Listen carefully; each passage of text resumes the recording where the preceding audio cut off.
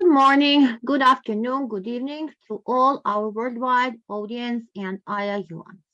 Hi, Professor Nader Ratkoch, the co-founder of IIU Europe, the president of IIU Research Center, country director Croatia, board member of IIU.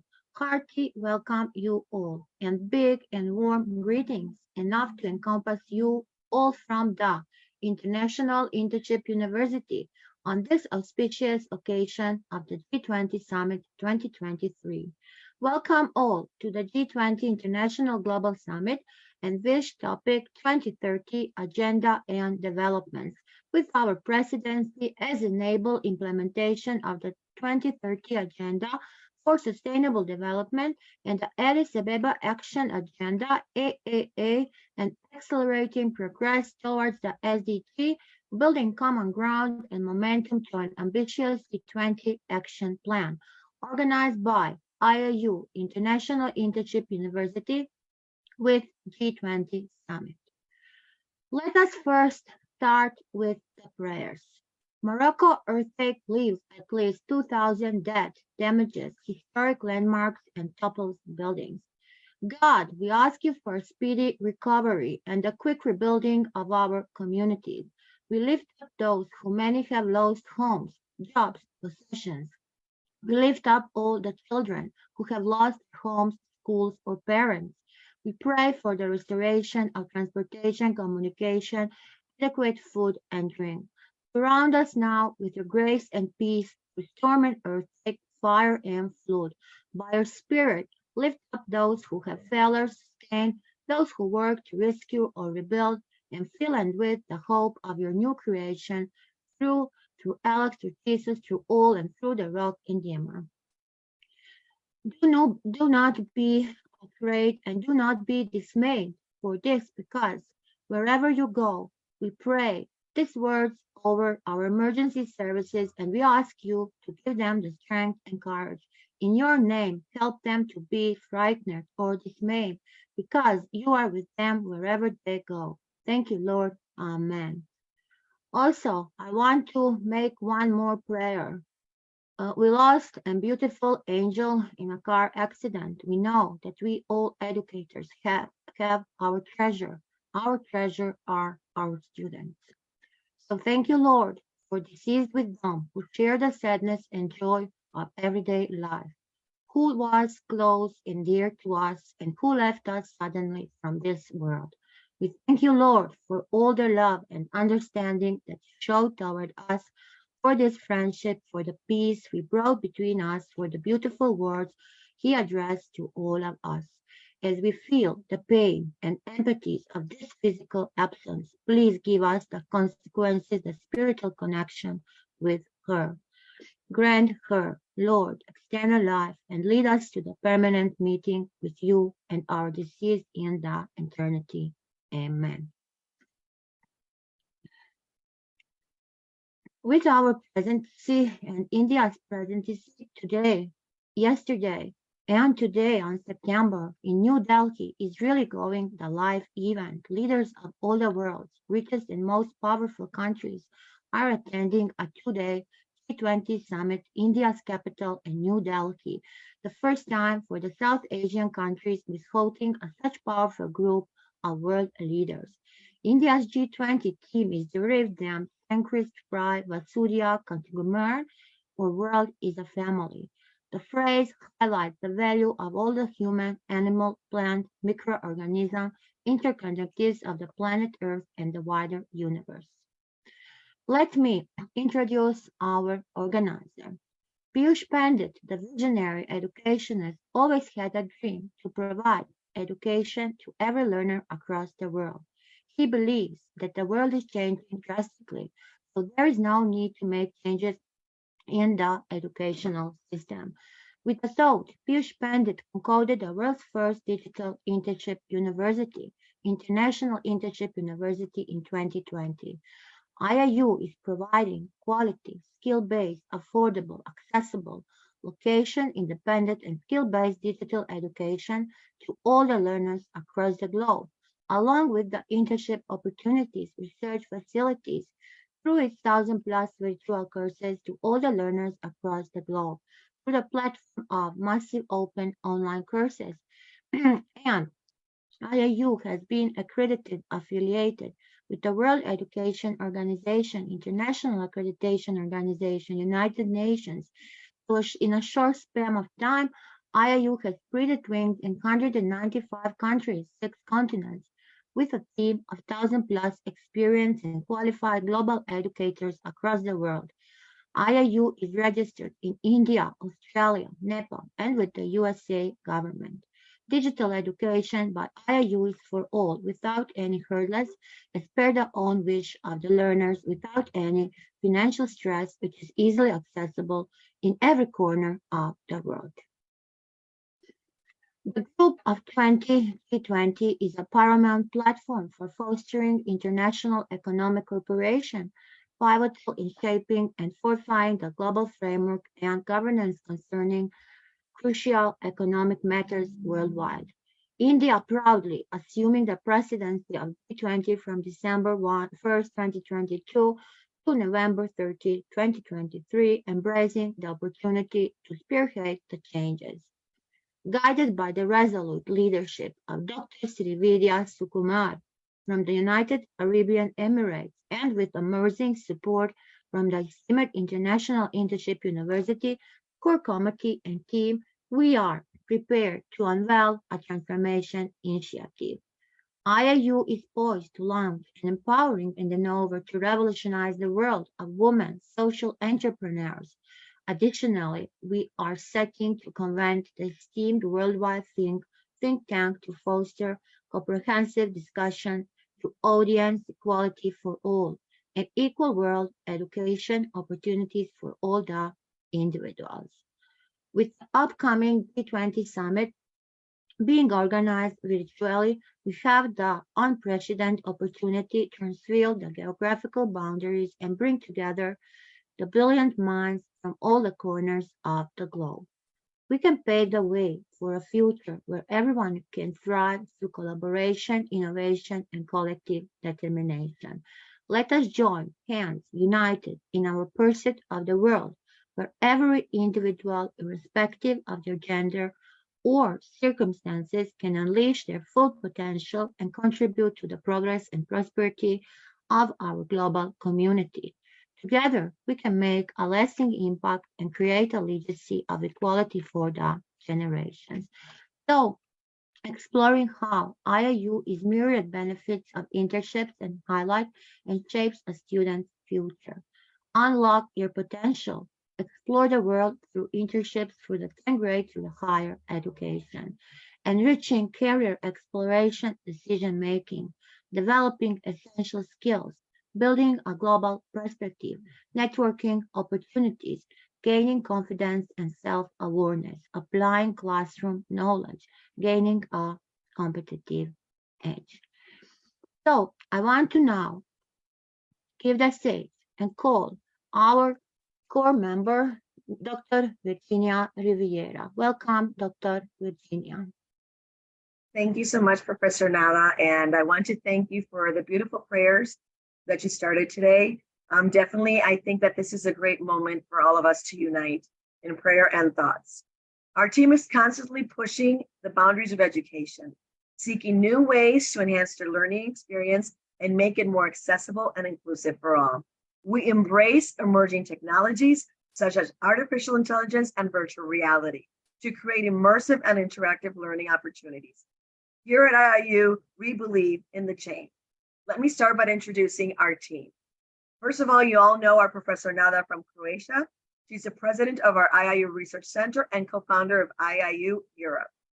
After that, we will also have our Ermina Rascu. She's from Romania, and she's the president of Women's Entrepreneurial Council, and she's also the foreign affairs director for James International School. Dr. Sdigna Kambun, she is our project coordinator. Also, Inga Karaskova, I always say she is a teacher extraordinaire. She's the president of IIU Europe and a master teacher from Georgia. With us also, Dr. Sandi Balahi. She's our esteemed leader when it comes to presenting each one of our pointers. She's a fellow moderator and researcher. And Dr. Srividhya, who is our leader in this great Project G20. She is an educationist, mentor, and coach from United Arabian Emirates. We also have two amazing community partners. Number one is GSFN. They have been established to provide a common platform that helps its members, which are all financial institutions, benefit from opportunities emerging through transformation to sustainable economy. Supports its members in developing capabilities to integrate sustainability across the board. They foster initiatives that help build public-private partnerships, promoting sustainable lending and investment. They offer great networking opportunities for all of their financial members, multilateral organizations, government bodies, business and industry, and other stakeholders for sharing experiences. They provide a forum to support the development and execution of sustainable finance policies and practices. They present today a marketplace for members to promote all their sustainable finance solutions, business ideas, products, and services to search for partners to develop and execute programs, projects, and activities. They perform any other task that will promote sustainable finance. Our other partner is IGEN. The 74 million young Americans born between 1995 and 2012 comprise the most important generation in the nation's history, both in size and composition. 1 out of 4 Americans from ages 5 to 22 has been dubbed the iGen generation, a shortened descriptor for Internet generation. This iGen handle won over many others, but you may know them as Generation Z, because really that moniker, which started everything, no longer exists, and now it's with iGen. This generation has its own moniker, as far from unusual, because other generations have also have names. If you think about it, we have the lost generation, we have the interbellum generation, the greatest generation, the silent generation. We also know the subsets, war babies, baby boomers, Generation X, and the most recent group, the millennials. Not only has this become the largest social cohort, outnumbering millennials and baby boomers together, the iGen generation, or iGeners, is also the most ethnically diverse generation compared to its predecessor. Thank you all. Welcome all.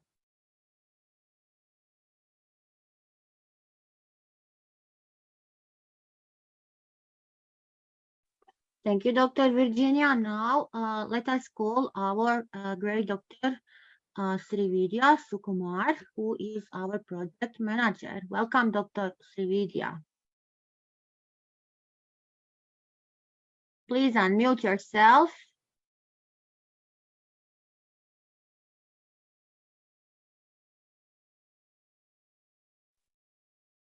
Yeah. Thank you, Dr. Nada, and thank you, Dr. Virginia, for such a beautiful introduction and briefing on exactly what our objective is, basically. Well, as Dr. Nada has started the session with the prayer, I hope everybody will agree with me. Whenever we ask God, there's a beautiful prayer which I relate to, and I would like to dedicate this for everybody, and especially for those who deserve to have our mercy, our love, and our affection for today.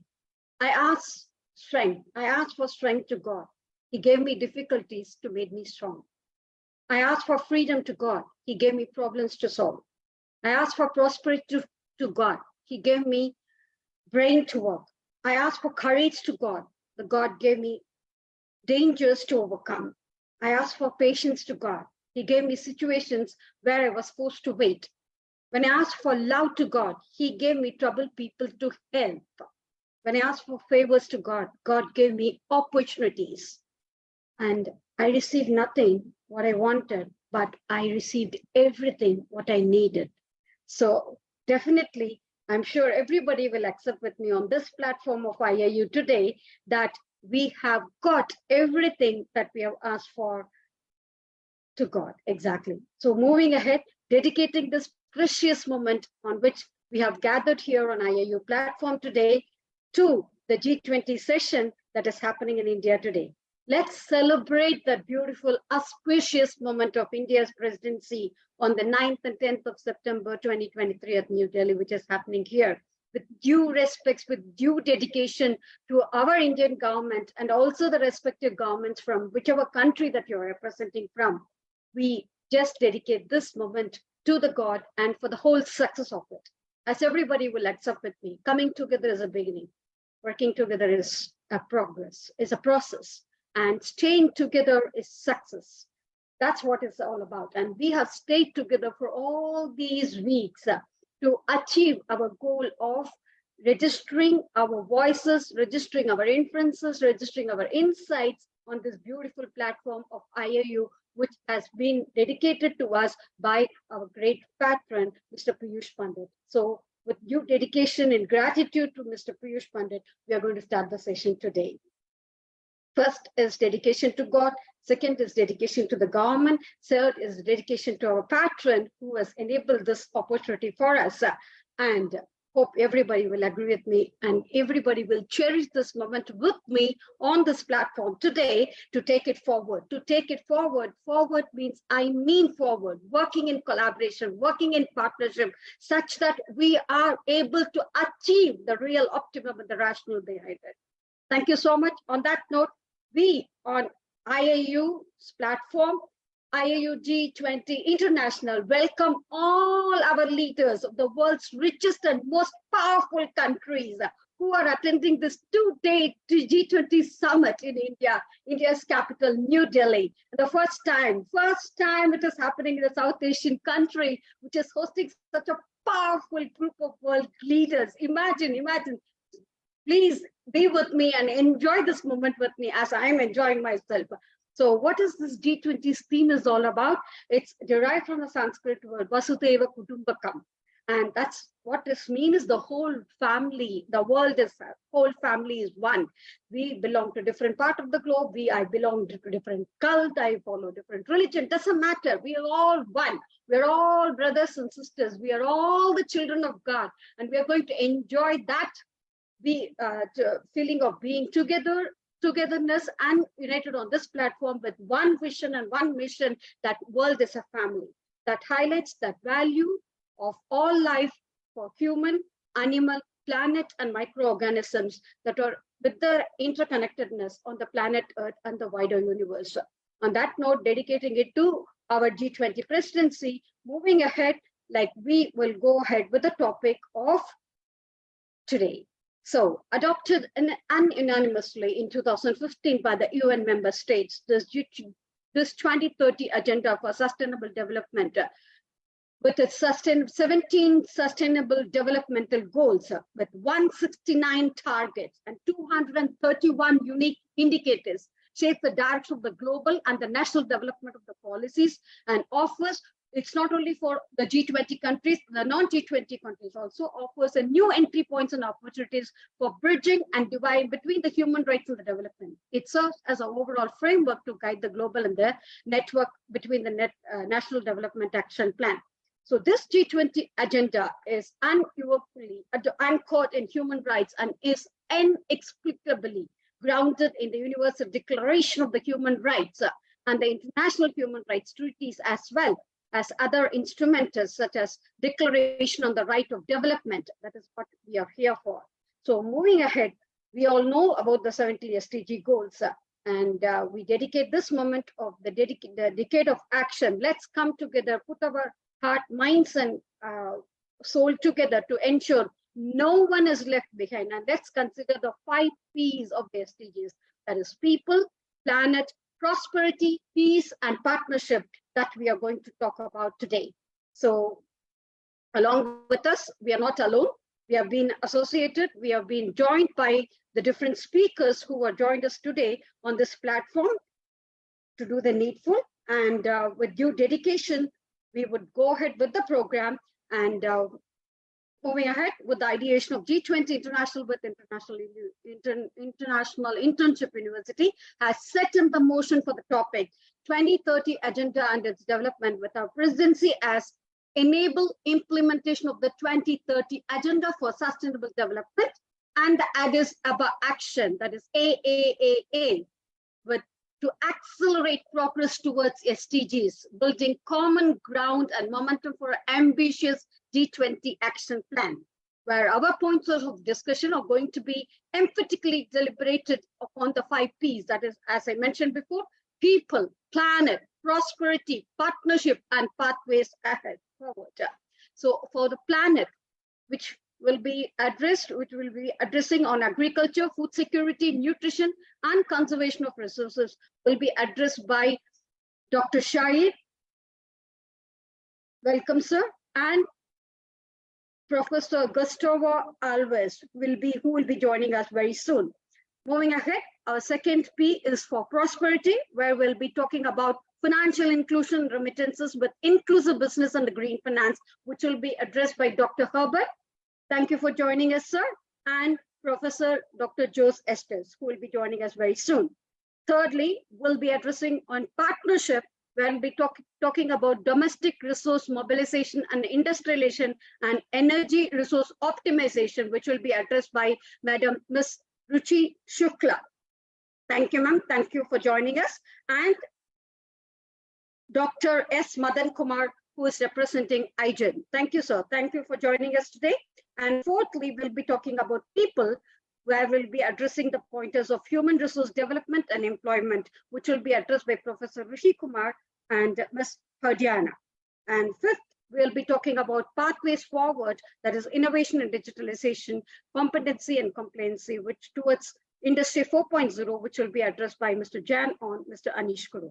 So we are going to take it forward with the people, then we'll be talking about planet, then we'll be talking about prosperity, then we'll be talking about partnership, and lastly, we'll be moving about pathways forward. All those insights which are going to be shared by all of our experts today will contribute to the archives of the policies that will explain to the Think 7 recommendations for action.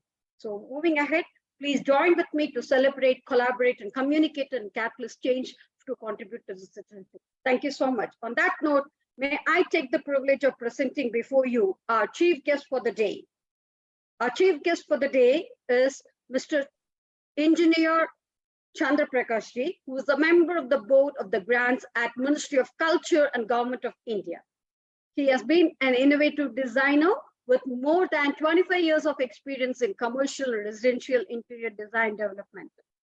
Developed a very strong sense of scale, business, balance, and color with appreciation of clean lines of the natural materials. So after graduating from the Government Engineering College from Jabalpur, he has gained extensive experience as a designer, and he has not only designed only the IT, but he has extended his designing abilities to the fabric of the Indian government, being associated with the grants of the Ministry of the Culture, Government of India. So with due respect to you, sir, we would like to present before our audience today, Mr. Chandra Prakashji. Thank you, sir. Thanks for joining us.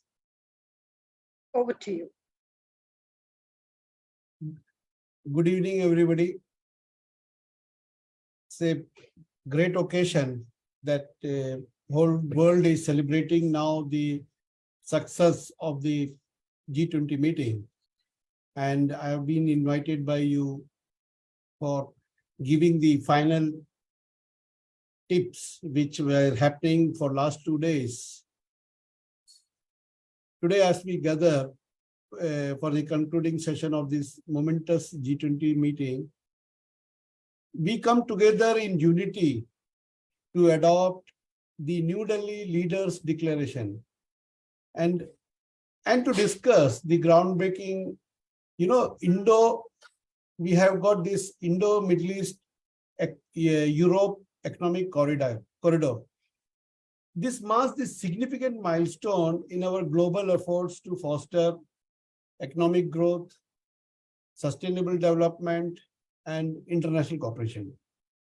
So today, I will brief you all into the critical aspects of these initiatives, keeping in mind both the perspective of India and United Arab Emirates. And what is this New Delhi Leaders Declaration? The multilateralism and international cooperation, which India and UAE affirm their unwavering commitment to multilateralism. We firmly believe that the cooperation among nations is a paramount in addressing global challenges. We acknowledge the significance of international institutions and need to uphold a rules-based international order that is very important to ensure peace, stability, and prosperity for all. While we were doing all this discussion, all these meetings, all these opportunities which is arising, we have to be inclusive and do the sustainable development. Both India and UAE are acutely aware of the importance of inclusive and sustainable development. We were working on it for many years together, and we emphasize the necessity of equitable economic growth that benefits all segments of society. We have pledged to combat poverty, reduce inequality, and eliminate social disparities by implementing policies that prioritize education, healthcare, and social welfare. Third point, which is very critical, is climate action and environmental stewardship. Climate change is a looming global threat, and both India and UAE are committed to take proactive steps to mitigate its impact and transition towards greener economy. We have pledged on the Paris Agreement that we have committed in the Paris Agreement to reiterate our commitment to reducing greenhouse gas emissions, expanding renewable energy sources, and safeguarding our natural ecosystems. Fourth front, which is important, is trade and economic cooperation. India and UAE recognize the indispensable role of open, fair, and mutually beneficial trade in fostering global economic stability. We call for the removal of trade barriers and the facilitation of investment and strengthening of economic partnership between nations to create more prosperous world. Now, these are the points which I have highlighted. These are related to the President's New Delhi leaders declaration, which have been incorporated, and what is the relevance of, what is the role of India and UAE together. But apart from that, the most important thing which has happened now is the Indo-Middle East Europe economic corridor. Now, what is going to happen? It's the ambitious initiative that promises to enhance trade and connectivity across regions, benefiting nations along the route. Like the goods will be transported from India to UAE, from UAE it will go by road till Saudi, and from Saudi it will reach Israel, and from Israel it will reach Europe. So in that way, India and UAE are poised to play an active role in this transformative project, focusing on boosting connectivity, promoting infrastructure development, and deepening of economic integration. Economic corridor will serve as a catalyst to economic diversification in participating countries, reducing dependence on traditional sectors, and fostering innovation and technology for the industries. We recognize this as an urgency of building a resilient economies capable of withstanding global shocks and disruption. Now, how to align this with sustainable development goals? Economic corridor is aligned in such a seamless manner with the United Nations Sustainable Development Goals, and we have placed an emphasis on poverty eradication, quality education, clean energy, and robust economic growth. So, as a joint India and UAE, we have pledged together to collaborate closely to ensure that all development projects under the corridor are environmentally sustainable and socially responsible. And now, how to include the global partnership in this? We have extended a warm invitation to all the G20 nations fellow and international partners to join in this joint venture in this transformative endeavor, forming a global network of countries committed to enhancing connectivity. Now, fostering economic growth and promoting international stability is also included in that. We are dedicated to engage in open dialogue and cooperation with all other regional initiatives, ensuring synergy and avoiding duplication of efforts. So in conclusion, as we adopt the New Delhi Leaders Declaration and embark on the journey of the Indo-Middle East European Economic Corridor, India and UAE stand united in their commitment to principles of inclusivity, sustainability, and international cooperation. And I am sure together with our G20 partners, we will tirelessly work to address the most pressing global challenges and endeavor to build a more prosperous and equitable future for all. In the end, I will say, may this movement serve as a testament for our collective determination to shape a brighter world for generations to come. Thank you. Thank you. Thank you, Chandra Prakash ji. It is our greatest honor and privilege to have you here amidst us today. And thank you so much. Thank you. As you rightly mentioned, thanks for taking out. Me to leave. Actually, I have got some other engagement also. I will sure watch all the dialogues happening, all the discussion happening in the later YouTube channels. Thank you. Thank you so much. Thanks for that kind support. Thanks for your guidance. Thanks for everything, sir. Thank you so much. Thank you. Thank you. So as Chandra Prakash ji was actually mentioning, yes, it's very true that SDGs seek to realize the human rights of all, as said in Preamble 2030 Agenda, and are universally applicable to all people in all countries, including both developed and developing countries. Notably, that 2030 Agenda is to be implemented with consistency with the international law, which is mentioned in Para 18. Although the specific SDGs are not framed in terms of human rights, many targets reflect the content of the international standards.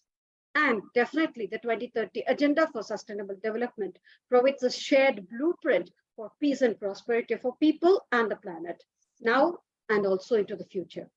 At its heart are the 17 developmental goals, sustainable developmental goals, which is an urgent call of action for all countries in the global partnership. As we enter into the new decade of action, let's come together to ensure that no one is left behind. And let's consider these 5 P's of SDGs: people, planet, prosperity, peace, and partnership move forward such that we are able to achieve our rational. On that note, we open the forum to all our eminent speakers who have joined us on this floor today. Over to Madam Nada. Thank you so much, ma'am. Thank you, sir. After an amazing speech of our chief guest about this very important topic, I think that we can continue with our next speaker. So, Dr. Sandy. Yeah. Greetings of the day, as every Indian is proudly celebrating this moment, or rather this last 2 days. I also have my callers up. We're going to begin discussing about people as a means to achieve sustainability.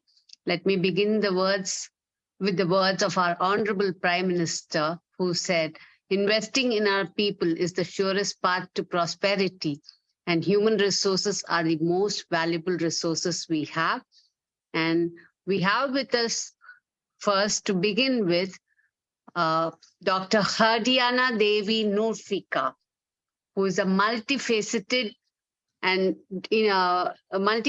individual with diverse skill set, and she has a passion for personal development. She's an entrepreneur. She's a neuro-linguistic practitioner, master practitioner, ACT therapist. She combines her business acumen with a deep understanding of the human psyche. and her expertise extends to REBT therapy, group life coaching, and advocating for mental health. Hadiana is not only an international speaker, but also a certified meditation teacher, and she can harness the power of mindfulness. With certifications in entrepreneurship, sales, employee performance coaching, and workshop facilitation, she empowers individuals and teams to reach their full potential. Furthermore, Hadiana is a certified sound wave healing therapy practitioner, offering a holistic approach to well-being. So with so much to offer on her plate, and she's always been surrounded with people, let us hear her inputs on how people can lead to sustainability. Thank you so Dr. much. Hadiana, yeah, the stage is all yours. Thank you so much, Nadima, for the lovely introduction. Hello, good morning, afternoon, and evening to everyone. I'm Hadiana from Indonesia. First of all, I'd like to extend my gratitude to my dear friend, Professor Nada Ratkovic, for the invitation. Also to the project director, Dr. Srividhya, Dr. Inga, Dr. Virginia, and to all IIU core members. And today, I'm so honored because, in India, we already celebrate for 2 days for the G20. So it's really important in today's topic for talking about people. Because, like our chief already mentioned that we have to invest in our people first, okay? So my topic for today is human resources development and employability in the context of 2030 Sustainable Development Agenda. So we know that as we navigate the complex challenges of our times, it's really crucial, like the house already mentioned, that we have to pay attention about the HR because, it's driving progress towards sustainable development. And today I'd like to explore the modern practice of HR, also including a social media screening, which have evolved to meet the demands of the 21st century workforce. And I think the most main thing in employability, for example, we have to pay close attention to investing in human capital, of course, like already mentioned. So to achieve the 2030 agenda, I think nations must invest in their most valuable asset. Yes, their people. So it means like human resources plays a pivotal role in ensuring that every individual are equipped with the skills, knowledge, and opportunities to require to contribute to a sustainable development. For example, in Finland, the government initiated the national skills programs to retrain workers whose jobs were threatened by automation and digitalization. We know that so many medias put outside there on social media, newspaper, magazine that, okay, AI will replace everyone. And it's actually make the mental level of the people got scared, and which is really not good for their mental well-being. But in Finland, the HR professional collaborate with educational institutions and employers to design customized reskilling programs. So they allow the workers to transition smoothly into new in-demand role. Just because we come to the advancement of technology doesn't mean, okay, I'm going to lose my job. No, what we have to do is, we got to take what is the current job. And luckily, for example, in Finland, the government really support. Or in India, there is called Skill India. So its initiative was launched to provide training and upskilling opportunities to millions of young people, like preparing them for employment in various sectors. And in this section, it means that the HR professional collaborate with the government, agency, and private companies to design customized training programs, aligning skill development with industry need. With that being said, it means like when we want to really invest in our people, it means like we have to collaborate all levels, not only the government levels, but we have to bring the companies and then some kind of the HR agency to really foster the opportunities for our generation or also for our nation. Next is, if we want to achieve that a sustainable agenda, so we have to promote the inclusivity, right? So in this matter, HR development should be inclusive, like leaving no one behind. It means like focusing on marginalized communities, gender equality, and ensuring equal access to opportunities for all. Maybe in good countries with a high GPD, maybe it's not really big a problem, but in developing country, for example, my own country, Indonesia, it will be a problem. So for example, we got another example for promoting inclusivity in Norway. So there is a proactive approach to gender diversity in HR has led to significant improvement because the HR department in there actively seek out qualified women for leadership position through mentorship programs. So this means like, okay, we got certain skills to really meet if you want to be a leader, and they try to provide it. So with the mentorship program, they can really equip those women who got a potential to be a leader and to make a flexible working arrangement, also addressing unconscious biases in hiring processes. So we have to pay attention to this kind of the things, because yeah, if we want to really invest and if we want to put inclusivity, we have to be really conscious about our choice. Or maybe in the South African mining industry has much significant strides in promoting inclusivity by actively recruiting and training women in traditionally male-dominated sector, because we got so many doctrine like, okay, women cannot do this sector, you cannot do this. But actually, when we women got the training for those kind of sector, we also can do that. So HR policy were revised to ensure the equal pay for equal work, and mentorship program were introduced to support career growth for women in mining. So it means like we have to really invest in the training program for women if we want to tackle this gender equality problem. And the next thing is about adapting technological advancements. Like I have said, like government also have to pay attention, because maybe a business industry want to leverage at many level about the technology which will really make a contribution in losing jobs or many things. So the fourth industrial revolution has brought about significant changes in the nature of work. So it means that the HR must adapt by nurturing digital literacy, fostering innovation, and promoting agility in the workforce. For example, I'm sure we all know here Silicon Valley in US, which is the tech companies. Silicon Valley frequently invest in ongoing training and development programs for their employees. So they recognize that the fast-paced nature of the industry requires a workforce that can quickly adapt to new technology and methodologies.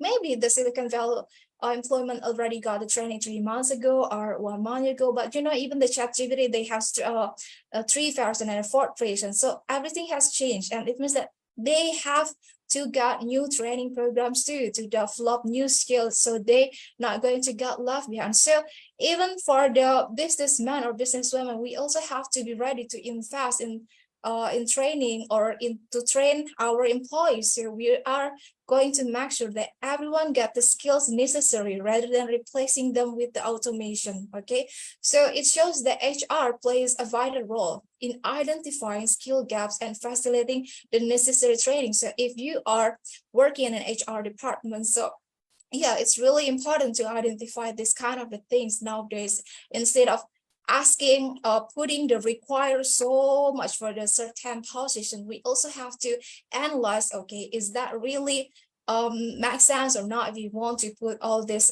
kind of requirement in one position. And for example, in the automotive industry, they over a compelling case study in the HR adaptation. So as electric and autonomous vehicle become mainstream, the HR department in traditional automakers are collaborating with tech companies. So they investing in retraining and hiring data scientists and software engineers to remain competitive. So if the automotive industry wants to get involved in the 2030 agenda, of course, they have to maintain the sustainability, but they're also not going to get left behind to the tech industry too.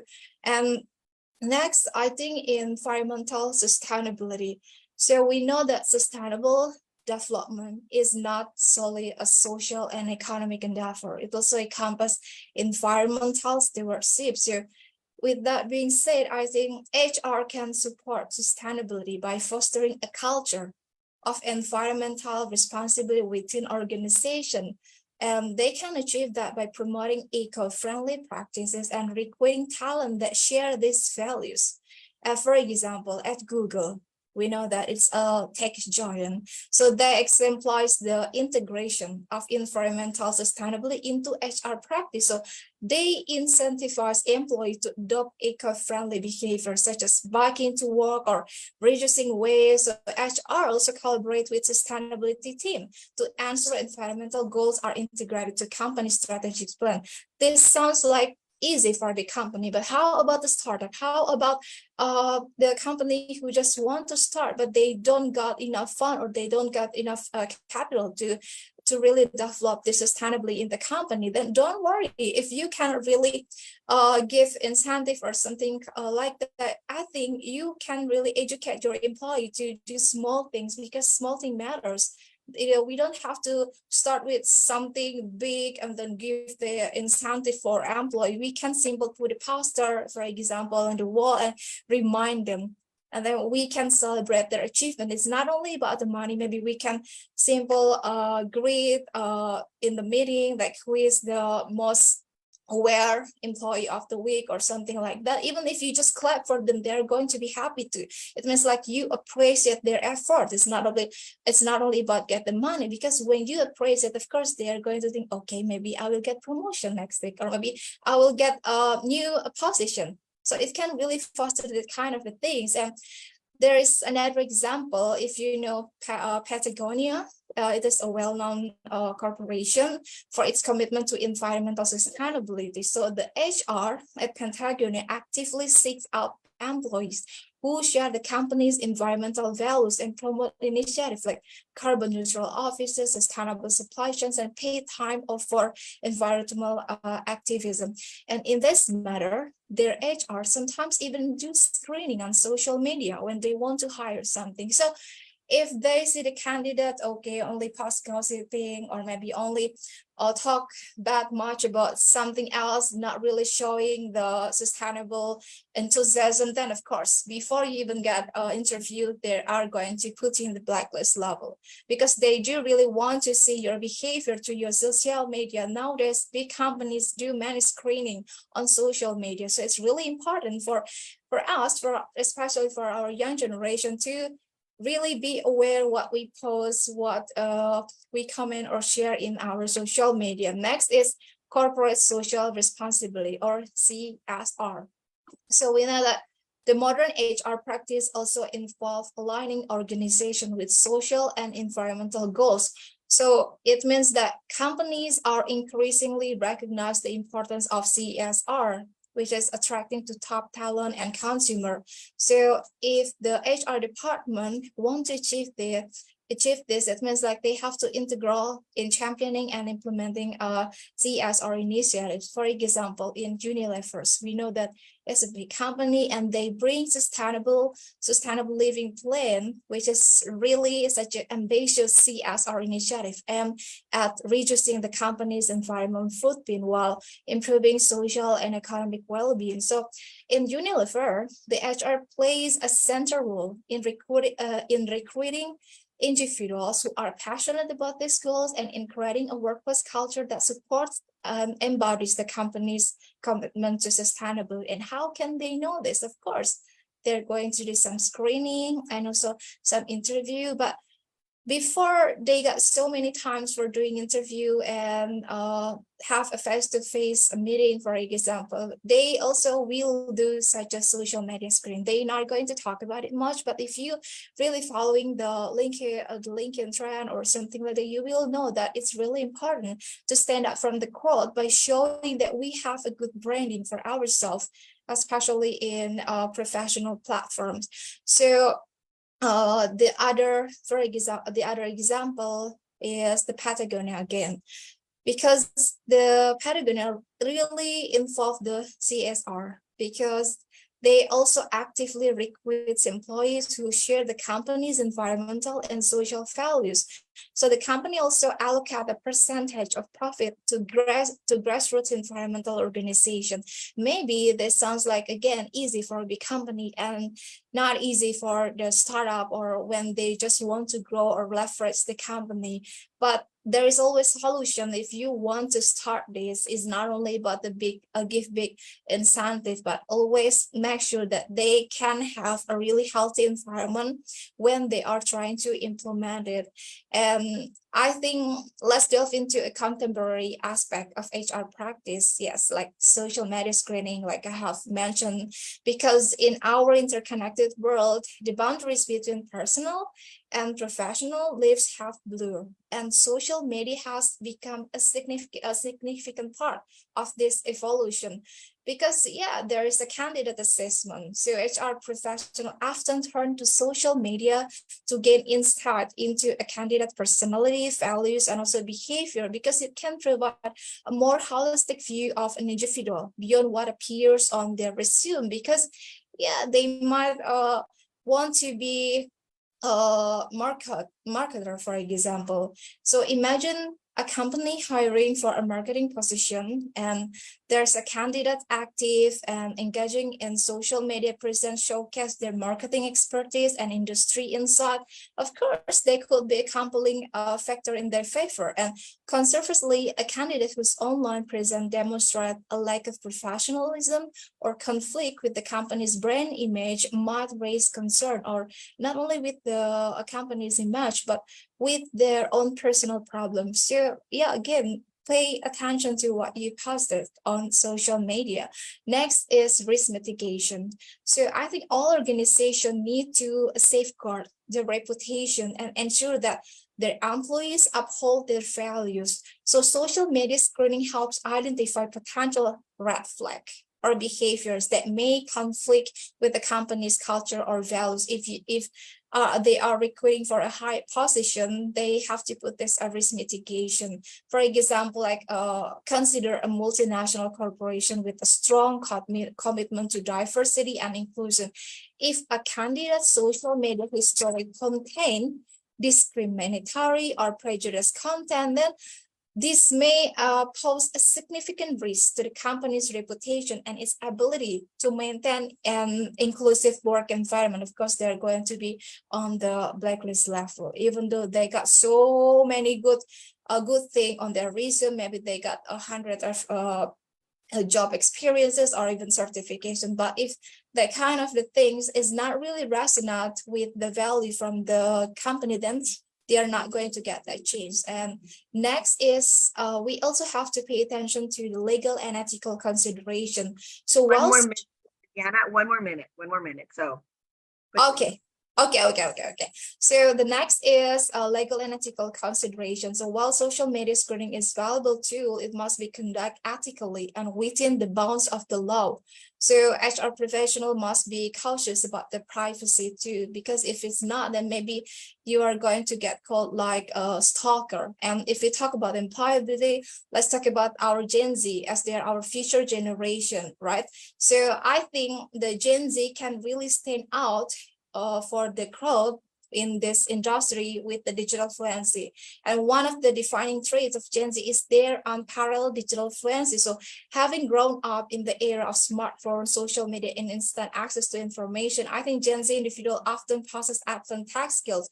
And this proficiency can set them apart in the hiring process, as many industries increasingly require digital competency. And then I think Gen Z candidates can really emphasize their digital skills by showcasing relevant certification, project, or personal website that demonstrate their technical abilities. And additionally, they can offer fresh perspective on utilizing technology for business growth and also problem solving during interviews. And I think one more, I think the Gen Z nowadays also have to show the adaptability and resilience, because yeah, Gen Z has experienced significant disruption throughout their lives, from economic downturns to global health crisis, and it brings result that they tend to be highly adaptable and resilient. So employers value this trait, especially in today's rapidly changing work environment. I think my time is already running out. Am I right? Or do I have another minute? I think if you can succinctly shut it down and like, if you want to summarize, because we're done. Yeah, okay. I still got time for summarize. So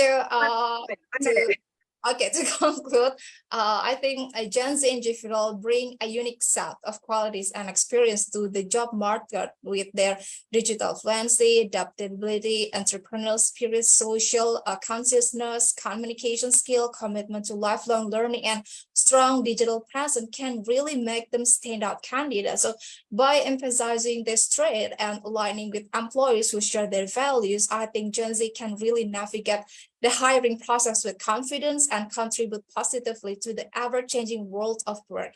So I think that's it. Thank you so much for your attention. I'm giving back to the host. Thank you so much, Diana. As usual, your collaboration and your contribution is always so succinct, and you bring us so much information that we can actually use. So thank you again. And definitely knowing that we need to invest in our people.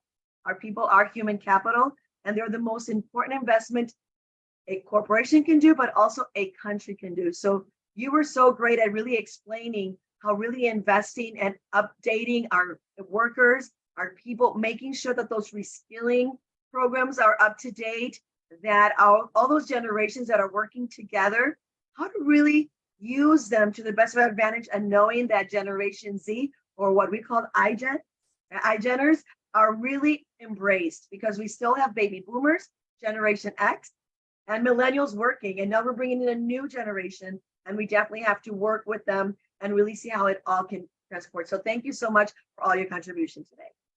Thank you so much.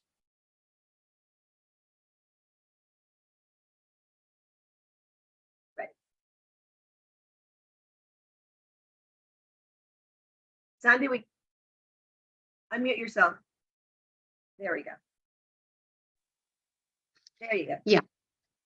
So Dr. Hedinia nailed it.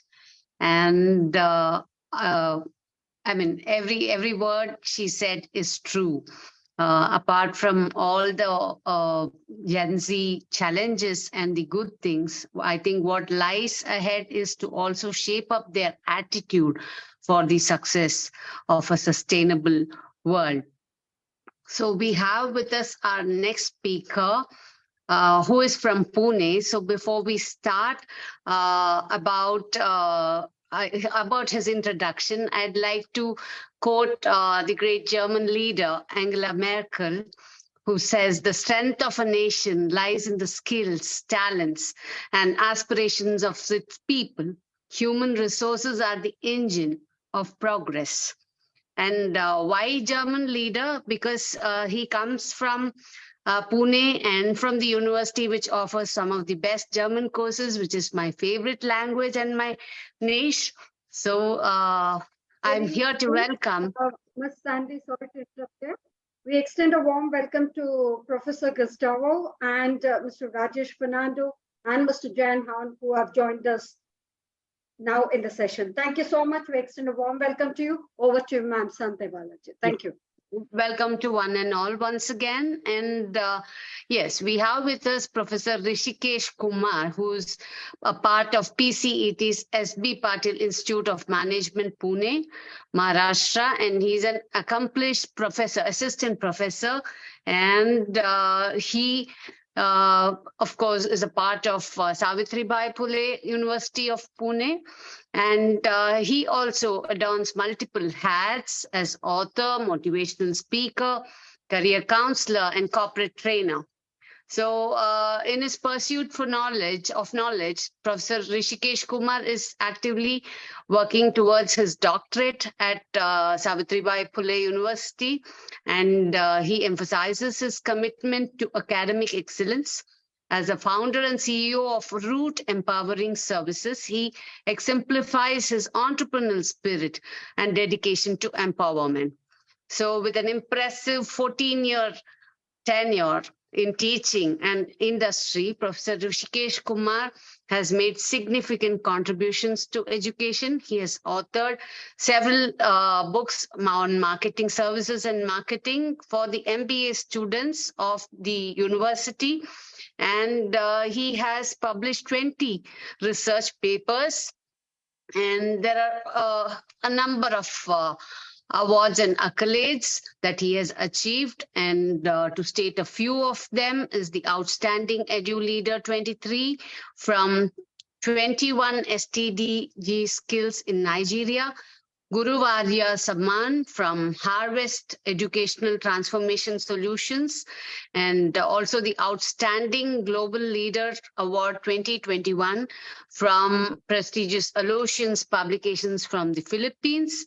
He's also been awarded the Global Leader Excellence Award 2021 from Life Foundation, registered by the government of Telangana, which are a few among others. He's also a neuro-linguistic practitioner, and his passion for education and with his multifaceted talents, we look forward to what he has to say about people management and people for sustainable world.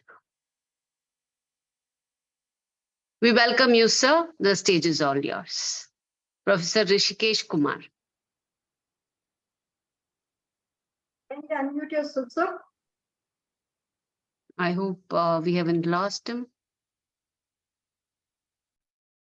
He was there actually. But his connection is not that great. Professor Rishikesh, please unmute yourself. He's here. Professor Rishikesh, unmute yourself. Yes, but I think the video is freezing. Yes. So he might has a connection problem. His video is frozen. Yes.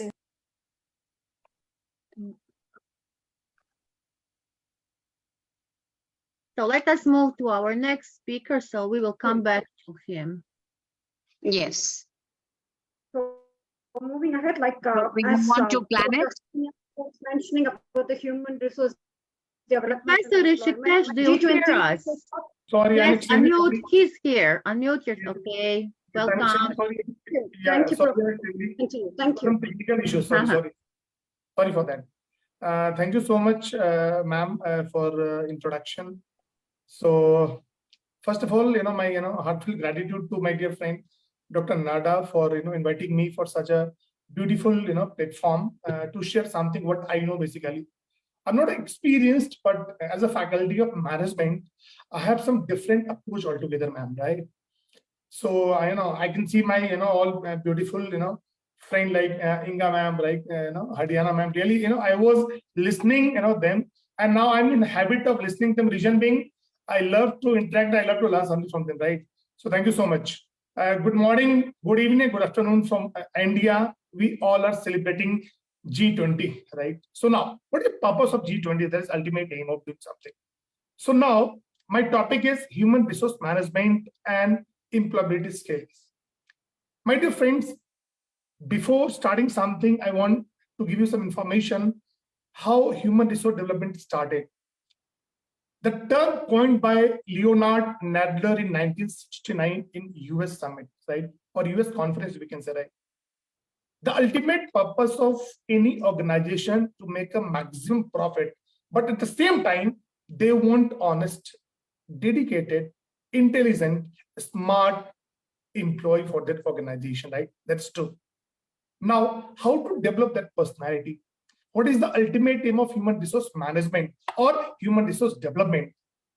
So without human, we cannot run any organization. That is sure, right?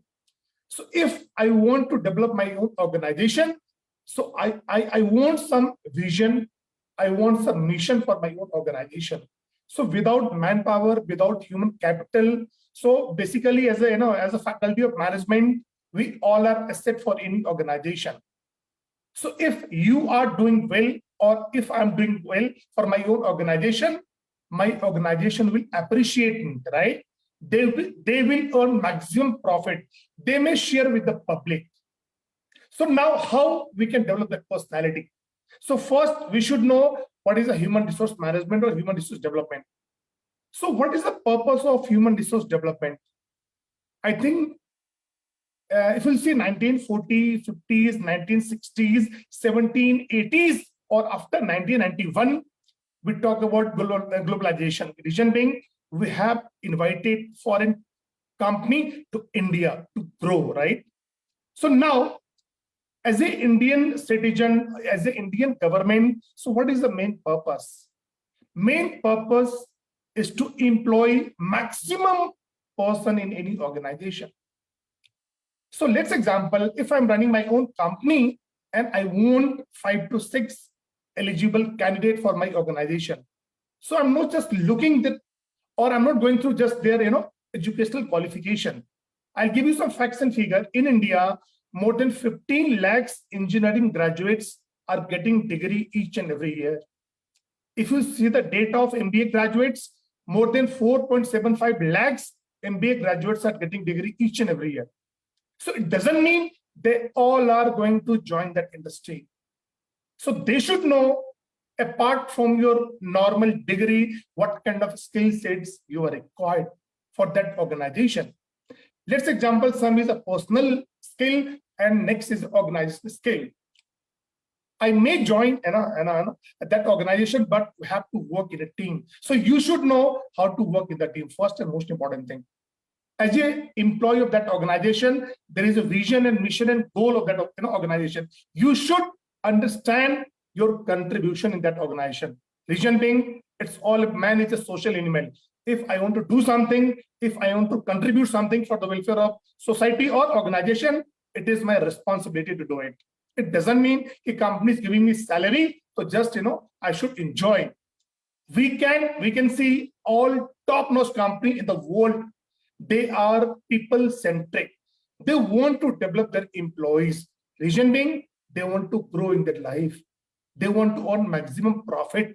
Really, I was listening, my dear friends, Diana, you were discussing about promotion skill set. That is required. Why I'm getting that skill set? Reason being, I want to be promoted in the same organization. I want my increment. But at the same time, it is your sole responsibility to do something for the welfare of society. That is the main reason why Government of India has started the CSR, corporate social responsibility.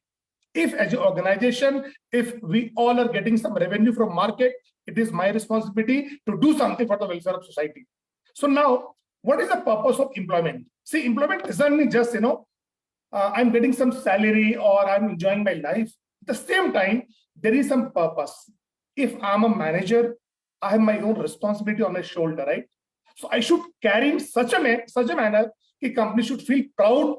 And nowadays there is some different strategies by the company are ready to spend a lot of money on you for higher education. And after that, they are going to hire you. Reason being, they know how you are going to give them real experience, what you have learned during the academics. And it's all about give and take. I'll tell you. If I'm giving 100% to the organization will appreciate my own efforts and automatically I'll grow. I was going through some, what is aspect in terms of individual employees, in terms of organization. So how human resource development includes like opportunity for the training, mentoring, career development, or maybe succession plan or coaching, all these are required. Without having all these kind of skill set, any organization, any employee cannot grow, my dear friends. Now, if you see the goals of HRD, human resource development, first is the capabilities of each employee as an individual. It means as a person, company have already identified what is my quality. So companies are going to assign me that particular work. Reason being, they know I can do excel in that field. Second is the capabilities of each individual in relation to his or her present role. So what is my role? What is my responsibility in that organization? And third is the capabilities of each employee in relation to his or her expected future roles. It doesn't mean today, if I've joined as a manager, doesn't mean after 10 years, I'm the same position. So if I want to grow in my organization, no doubt I should develop my own personality. I should develop my own communication. I should develop my problem-solving attitude. I should develop my leadership quality. Without developing all these qualities, I cannot grow in my own organization. First. Second point, if I want to expose myself, or if I want to, let's say example, I want to develop my own personality, a lot of companies that they are going to give you a lot of opportunities. Reason being, they understand your value, my dear friends. So now, if we'll talk about the employability skill, what does it mean? I was sharing what data of MBA graduates and engineering graduates in India, approximately 15 lakhs. Out of 15 lakhs, hardly 3 lakhs engineering graduates are getting degree, right? Getting their job. Reason being, they are having that kind of skill set, not on the basis of the theory. So if they are going for interview, what you have studied in your graduation or engineering, apart from that, you should be having some quality what industries are looking for. Maybe in terms of communication skill, it may be verbal, communication, listening, learning skill, self-management, technological skill, emotional skill, teamwork. All these skill sets are required. Reason being, nowadays it's all about ecosystem. If any company want to grow in a group, in a worldwide, so that company should understand what is my purpose of existence. And if that employees are going to give their 100%, that organization is going to give all benefits to their own employees, and that companies are going to grow in such a manner nobody can touch that company. In India, we can see, really, I was appreciating, I was listening, Adiana ma'am, in this competitive era, we talked about social media platform. The way all social media platform is growing, or all e-commerce business is growing, reason being, we all can purchase, we all can sell any product on the global platform, or maybe e-commerce platform. So now, if there should be some authenticity first, now there should be some trust factor is important. If I'm selling something, so what is my purpose? So if your employees are honest, if they're having that integrity, they know how to build up that good rapport with their own client, that organization can lead the market. I can give example, like in India, we have big company like Ratan Tata Group company, right? Ambani family is there, Mahindra family is there, Bajaj family is there, a lot of companies. In the worldwide, Amazon is #1 in terms of e-commerce, my difference. So why all these companies are getting maximum business? Reason being, they are delivering same product what they have committed to the market. So their employees are playing big role for that growth. And if that employees are going to get the good skill set, they are going to get that value, or they are going to appreciate, they are going to get good motivation for great work. So that was my small input from my side. Again, I do believe in Vasudhaiv Kutumbakam, region being, we are celebrating G20 today, and today really I appreciate Nada ma'am for giving me an opportunity. Thank you so much. Over to you. Thank you, Dr. Rishikesh. What a mind-blowing it was, really. You have represented the whole country, taking it in your stride. Brilliant. It was really, really awesome. Yes, thank you so much. And well, our great speakers who have represented the people, that is human resource development and employment today on this platform, have put in the G2030 agenda with a strong emphasis on promoting more decent and quality jobs through an integrated approach and comprehensive policies to achieve the full and productive employment and decent work for all the SDG 8. That is human resource development through education, quality apprenticeship, and training to enhance the local skills, that is vocational skill development and lifelong learning, both in G20 and non-G20 countries, to remain a high priority of SDG 4, that is no compromise on education, that is quality education, which is going to serve as lifelong empowering opportunities for all. Thus, G20 has been working on human resource development both at home and abroad to substantially increase the number of youth and adults who have relevant technical and vocational skills for employment.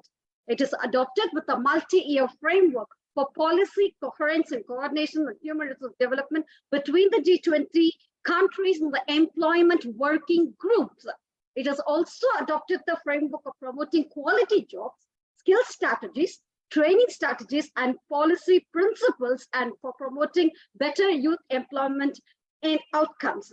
That is going to be summarized as G20 efforts to reduce share of young people who are almost at risk of being permanently left behind in the labor market by 15%. That's by 2025. That's the target that we need to achieve for, and reduce closing the gender gap, we cannot compromise that, and the labor force participation by 25% by 2025 in the countries, taking into the account of the national circumstances and critical contribution to the 2030 agenda of SDG 4, 5, and 8.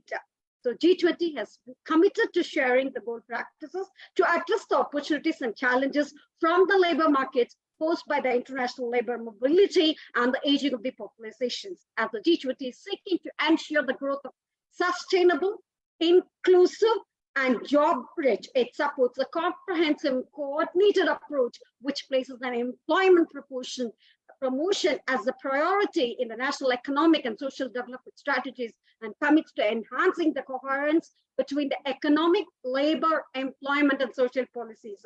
Thank you so much, both the brilliant people here who have represented people on this platform towards G20 30 agenda of human resource development and employment. Thank you. Thank you so much. Moving ahead, over to Madam Sandhya Balaji to welcome the next speakers on board. Thank you.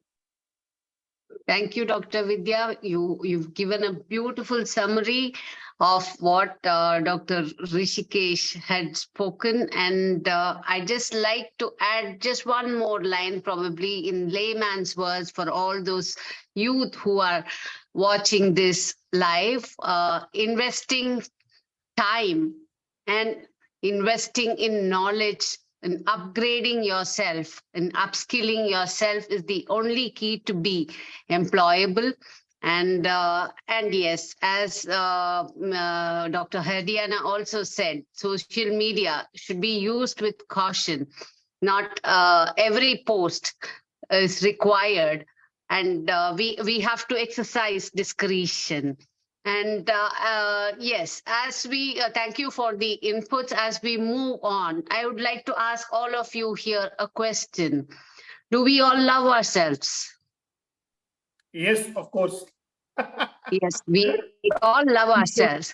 So is there another Dr. Srividhya? Is there another Dr. Nada? Is there another Dr. Virginia? There ain't. Only you are you, and so is our planet. There is only one Earth. And yes, we have to definitely conserve that, considering in whatever situation that we have got it into.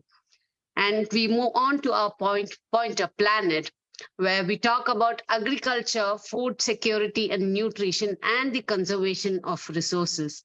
We all know agriculture plays a pivotal role in achieving several of the UN SDGs, and especially it addresses zero hunger and also many others, and primarily also life on land. So to speak about this pointer, let me welcome Ambassador Dr. Shahid Adebisi, who is a distinguished research scientist, renowned teacher, and prolific author with expertise in plant genetics and biodiversity conservation. He passionately advocates for global sustainability, and he focuses on combating climate change and supporting ecosystem health. As a lecturer at Osun State University, he inspired the future sustainability leaders and fosters cross-disciplinary collaboration. So Dr. Adebisi also holds the esteemed role of a global ambassador for sustainability promotion and research with SPSC, United Kingdom, and is a research global chair with GSFN UK, which is one of our community partners. He previously served as a country manager for UN SDGs and is a visionary founder of the Scholar Media, where he promotes green medicine, sustainability lifestyle, and sustainable solutions through research, networking, and authorship. So welcome, Ambassador Dr. Shahid Adebisi. Thank you. Thank you so much for the beautiful introduction and for the kind words. And also, I would like to thank the IIU for this wonderful platform. I think I am beginning to love it since I joined, because all the topics have been so wonderful. Also, I would like to also thank Dr. Dr. Sukumar for inviting me to this very platform, and also our beautiful and wonderful coordinator and head, Dr. Nada, for the wonderful job, and every team of IIU, and also great scholars and headers that are here. I greet all of you. It is a nice time here today because I am happy to share that African Union has become a permanent member of the G20. That's a good news. That's a good news. And it speaks a lot of volume to the oneness of the people, and also the oneness of the environment, the planet we shared, and also the prosperity we are all actually campaigning for. And for the topic that I have been given, I am a storyteller because I believe that by telling a story of science, we can easily connect with the people and remind ourselves of the history of what has happened in the past, so that we can understand what is actually going on, so that we can think to actually foster a common goal that is visionary, that is sustainable to that very future that we are all yearning to see. So I would like to share my slide so that I can take us through that presentation.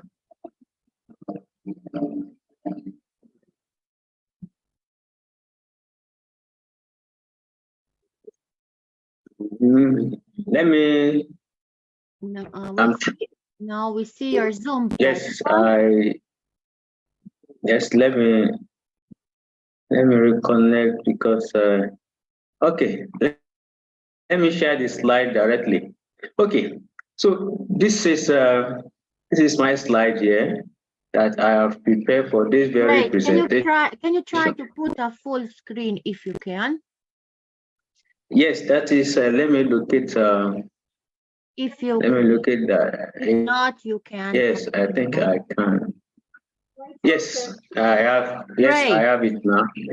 I have it now.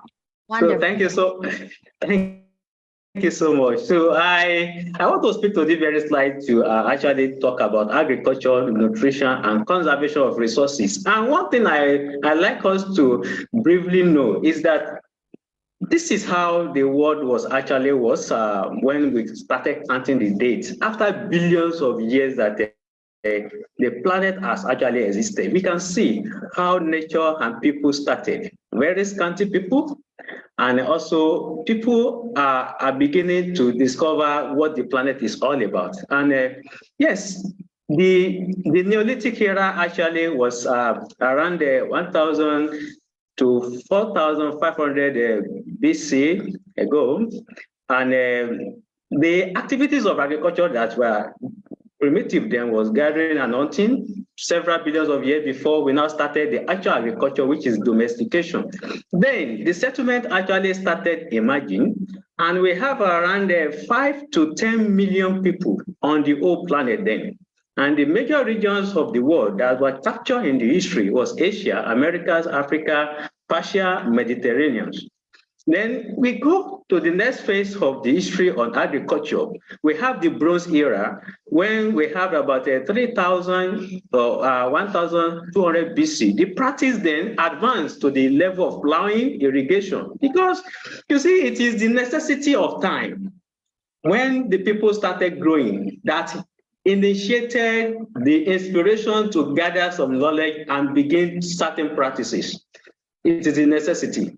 And plowing was the necessity then, how to till, how to make water available for the crop to grow. Then the world started the civilization, the whole civilization, where they started using the tools and implements to actually cultivate. Then the people then was around 5 million population. And we have the ancient Egyptians, Greek, Indians, Chinese, and Mesopotamians during that very era captured. Then the history went along. Well, I try to summarize it into this very table where we have the classical, where we have the Renaissance, then we have the industrial and modern age where we are now. But very critical to point to the time when the world population of human actually hit 1 billion. And that was the Renaissance period when the technology started emerging. the two started advancing, and we have the Europe and the Americans that are dominating the space of this very development and some other regions of the world. Then the industrial, we have the 17th century, we have up to 19th century. We have mechanization actually started, agrochemicals started, the use of agrochemicals started, and we have the Europe and North American that actually are playing the major role in this very advancement. And then we have the world population hitting 1.6 billion. That is in the 19th century. Then we now graduated into the 20th century, where we have the biotechnology and all different advancements of the mechanization and agrochemical and bioengineering started to emerge. Then today, we all have about more than 7.8 billion people.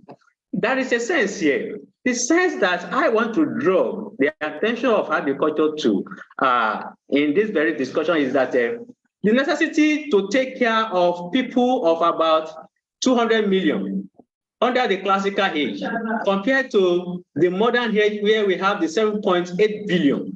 And we are occupying the same planet where the world started emerging. So it poses a question, and it is a pointer to certain things that has happened that we are all actually complaining about today. So now, advancing on this very topic, I try to look at the evolution of agriculture. We are all talking about agriculture, but there is need to actually recall, to actually go back to the memory lane to talk about how we have emerged to the space we are today. Crop production was the initial aspect of the very agriculture, and that was the Neolithic era, followed by the animal husbandry, how to rear animal, at the Neolithic era as well. Then we have the horticulture that came around 1400 and 1700. Then we have agronomy, where the actual agriculture of the management of the crop production and animal husbandry actually started. That was around 1900. Then we have the early 2000s, where we are advancing on how to educate people on how to practice this very agriculture in a way to maximize the output.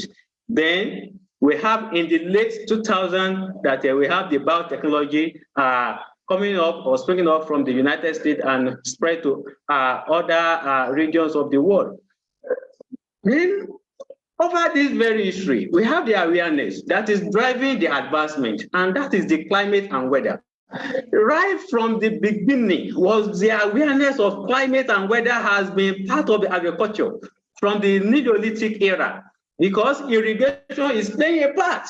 To talk about that, the resources are actually not sufficient to actually drive this very all year round season growing of a plant or of a crops. Then irrigation started. The weather actually is a pointer to certain needs of the plants to actually get the food, and also a pointer to the production of animals to actually get the food. Then we have the soil fertility, when they started talking about practicing or activities of tilling, the tilling of the land, then plowing of the land, then rotation, crop rotation, land valuing, and the rest, then fertilization. This is pointing to the awareness that actually from the beginning, human being has recognized the important resources that soil is going to play in agriculture. Then we have the labor and time. That is, how many times is it going to take a crop to actually mature, to harvest, to become something useful? Then we need more productivity. Then we need more hands to actually engage to get this thing done to feed the population that is already growing. And that is when the labor came in. And that actually developed another sense of humanity that has that is not within this very discussion, but that is what the colonization is actually all about, because the farmers that were in existence then needed hands to actually work to get more production. Then we have the tools and machine and technology and innovation. Then there is need for demand. The demand in terms of preference for quality, preference for quantity, and the type. Then we have taste and some other quality. Then the idea of breeding came in. where we have the breeding, where we have the then advanced today to biotechnology, genetics, and the rest like that. Because people actually demand for preference in quality and in quantity. Then we have yield and productivity. That is where we have how to maximize the inputs to actually get the maximum outputs. Then all these things are the drivers that are driving agriculture. And we came to awareness as the ages advances. And we have the mid-century, the mid-20th century, where we have the Green Revolution. This is the actual time when we have the full fledged of agriculture blooming, the discovery of how to actually maximize the output from the input and how to actually control the environment to get maximum from the very agriculture. And that is where we have the peak of it, the modern agricultural era from the 1940s.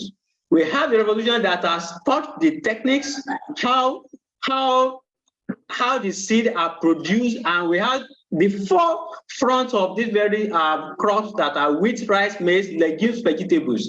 Then the idea of soil fertilization came in, then irrigation system advanced, then we have the tractor machine and the rest of that. Then the other idea that actually came into sense then was the technology innovation and transfer. We have the transfer of it through agricultural extension, agricultural education. Then we have the aspect of the crop yield improvement and productivity. Then we have government realizing that there is need to feed the growing population. The world need to come together under one term of how can we produce food. Then we have the government cooperation. We have the support with the funding, the research, the investment. That is where we have the full bloom of the agricultural practices. Then after that, we realize that this very era of modern agriculture has actually offered us so many opportunities, which are times that we have, the human now have the power to nourish the world, feed a growing population, and brought us abundance in terms of immense productivity and production. But what? But at a cost. We will get back to that very cost in the course of this very presentation. These are the beauties of what the modern agricultural era has brought to us. We have the foods, varieties of them. We have dairy, we have protein products, we have raw snacks, we have beverages, we have fortified food, we have supplements. We have numerous of them. This picture is just give us the idea of how it looks like when something is coming up out of the blooming era. Then we have also from these different products from the agriculture, we make different dietary recipes and the rest like that. We eat to our delightness, enrichment, preference, convenience, therapy, booster, recovery, repair, maintenance. And these are the things that we are all enjoying today from the bloom of agriculture.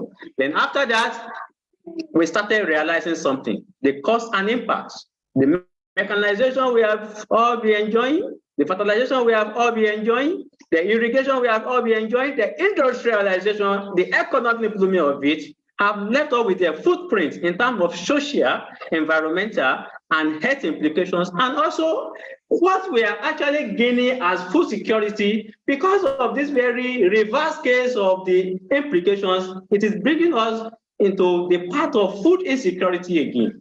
Then what are the resources that are actually affected because of this very impact and the reverse order of the references? We have the air. The air started to diminish. The water resources started to diminish in value and in quality. The soil in quality, the biodiversity, in their diversity, in their beauty, in their existence, we started experiencing the cost of what the agricultural bloom has brought. Some of plant, animal, microbes, and human, and all associated with the planet. Yes, it's all associated with the environment where we share. That is the planet. And what are the other impacts that we are all feeling? Population growth, yes. Land use change, soil degradation, water scarcity, social economic inequality, ecosystem pollution, climate change, pests and diseases, biodiversity and habitat loss, poverty and famine. And these are what we realized that led us to the development of the global agenda, which is the SDGs. And before the SDGs, there are so many developmental agendas that has come at the peak, where we have the MDGs now transited into the SDGs. And here we are, zero hunger. Yes, this taking care of this very agriculture can make us achieve the SDG 2, can make us achieve SDG 1, poverty, eradication or ending poverty, can make us achieve decent job, and can make us a peaceful society where economic is blooming. Then can make us achieve SDG 3, good health and well-being, and also can make us achieve responsible consumption and production, because consciousness has started to build up. Because of the wastefulness, because of how we have developed and advanced without taking care of what are the other excesses that can cause certain costs and that can also cause us certain impacts. Then SDG 13 and 15, which is the heat of it, when we are talking about climate change, we are talking about life on planet and life in the water. Then we have resources conservation. This is where my focus is actually, we have reviewed all this very history and recall back what has happened. Then, what are the available options that has been recommended? Conservation tillage, agroforestry, integrated pest management, efficient use of natural resources, promoting nutritional sustainability, promoting clean energy sources. These are what has been already been recommended and also looking into adopted at the various levels. But the new ones that are under experimentation, that is what I want to focus on to also recommend further. Where we are now, we have realized that we are here because of where we were coming from and the event that has happened to our populations, our needs and our demands, and how to satisfy ourselves. But now we need to actually look at how we can adapt and cope with the realities. And that is the climate resilient crops. We need to develop more climate resilient crops that can actually live with these very traits and the cost that we are actually witnessing today. Resistant to drought, resistant to heat, and other extreme weather conditions. Then precision farming. The farming practices now is not the one that we take up resources, that we not utilize the resources that are not so sufficient excessively. We need precision farming, such as the satellite mapping, soil sensor, and automated irrigation that will give meet the exact need of the agriculture without any wastefulness. Then we need vertical farming. The land is actually being encroached, degraded, and occupied, and vegetation are disappearing. And that is what we need to actually address. Vertical farming, the farming that we use less land. That is what we all need at this moment. Then we need biotechnology. I am a subscriber to the use of biotechnology to actually advance the agricultural needs and agricultural sustainability. And that is in terms of a crop variety that are going to be produced, nutritional content that will satisfy human needs and human demands, health and well-being, and also the one that is going to be in harmony with the plant, with the plant pests and also diseases. Because if this biotechnologies is maximally and efficiently deployed to actually develop our crops and seeds and plants in agriculture, definitely we are going to survive this very realities we are actually witnessing now. Then robotics. Robotics has a potential to actually revolutionize agriculture. And that is in the area of reducing the cost. The cost, because a human being has so many resources that are demanding attention. Robotics can actually come to intervene in this and also to actually achieve a higher crop yield. And I want to conclude by this very noble terms that the challenges facing humanity from agriculture, nutrition, and resources are actually complex and interrelated. And it is difficult without deep knowledge to actually separate where they meet and how to intervene, not to also cut hedges that will also cause another problem for the humanity. So there is need to actually dissect this very tiny or this very tiny connectivity space between them to actually come into it and resolve the challenges. And to overcome these very challenges, there is need for multi-level collaboration. Multi-level collaboration, it is not the work that the agriculturists can do alone. They need the attention of the environmentalists. They need the attention of paleobotanists. They need the attention of economists. They need the attention of all stakeholders that are involved in the aspect of sustainability. And also integrating sustainable technologies. Not all technologies are actually sustainable. And that's the reason why there is need to actually look at the complexity and look at the technologies that can actually intervene to give us a sustainable solution. And also, we need policies from our government to actually drive these very suggestions. And also, human progress. In my final words, I say human progress should not come at the cost of human suffering. Because we want to make advancement, because we want to satisfy our needs and satisfy our preferences. Humanity is sovereign. So that we need to balance. As we are making progress, we take consideration cognizant of what are the costs that are going to be adversely affecting humanity. There is need to balance. Then let us learn from the mistake of the past. It is actually that we are on the wheel going forward, not looking at the side, not looking at the back, not looking at what can come at the end of the edge of the tunnel. But now we must learn from the mistake. Whatever we want to develop should be something that will balance the progress and also avert the suffering. And also we should innovate for the present. We should innovate for the present situation we have now. We need innovation that can actually settle or resolve this very complex problem and challenges that humanity is facing. Then we need to pave a way for the prosperous and sustainable future. And because of that, when we are able to achieve all this, then the humanity will be better for it. And for the betterment of that very humanity, we should look at humanity as in its entirety, not just a selected few people or selected few people in government or selected people in a certain area of humanity that are enjoying the profits of the funds of the development or something. It should be people from bottom to top that this very holistic view is going to actually benefit all and the planet as a whole. Thank you for this very opportunity, and I stop here. Thank you. Thank you, Dr. Shahid. That was a very brilliant, mind-blowing presentation, which has really carried us forward through the evolution of the agriculture and the planet Earth. Thank you so much. And we are quite inquisitive to know about it, to hear from Professor Gustavo, who is going to address the same topic. I am sure he must be having his fingers crossed after hearing from you who have covered the most of the points.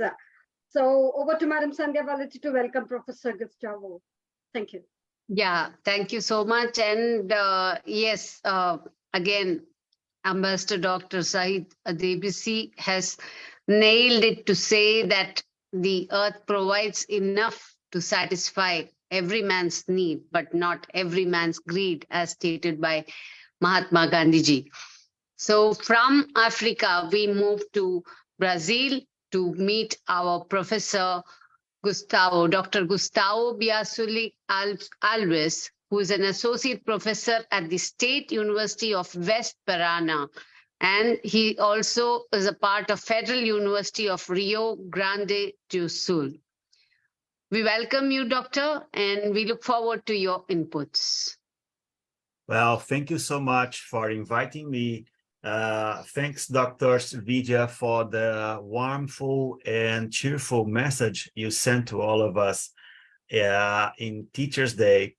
And I might say I'm delighted and I am honored to be with you in this beautiful Sunday morning in Brazil.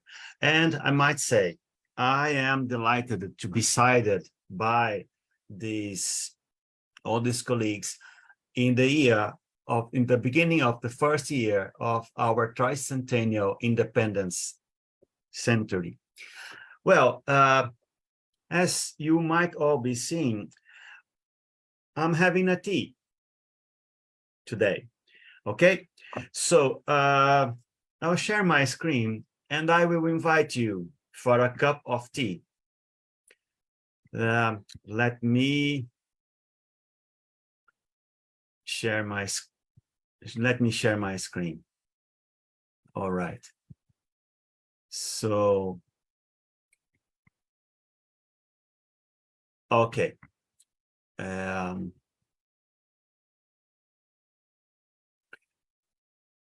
you see my screen? All right. Well, talking after an ambassador and after all these colleagues, I'm deeply honored. Okay, so I've offered you a gourd of tea. And what can a gourd of tea be linked? How can a gourd of tea be linked to all we are talking today? As you can see, it's a humble gourd of tea, okay? Green herb, a gourd, a pump, hot water. How can we mix all these things? Well, this is a typical product from the south of South America, all right? This green herb, you can see here, is Ilex paraguariensis, a typical native bush or a typical native tree that grows behind the shadow of pine trees, Araucaria pine trees, all right?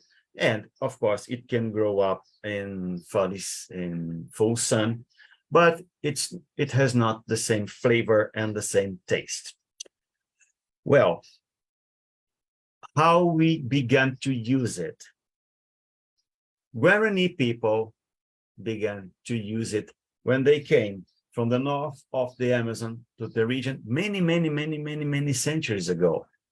And they taught other Indians, other people, other originary people, they taught the Portuguese, they taught the Spanish, and these people taught Germans, these people taught the African people who came here, these people taught the Germans and Italians, all right?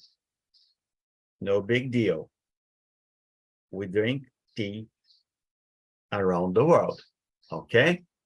So, but what is more?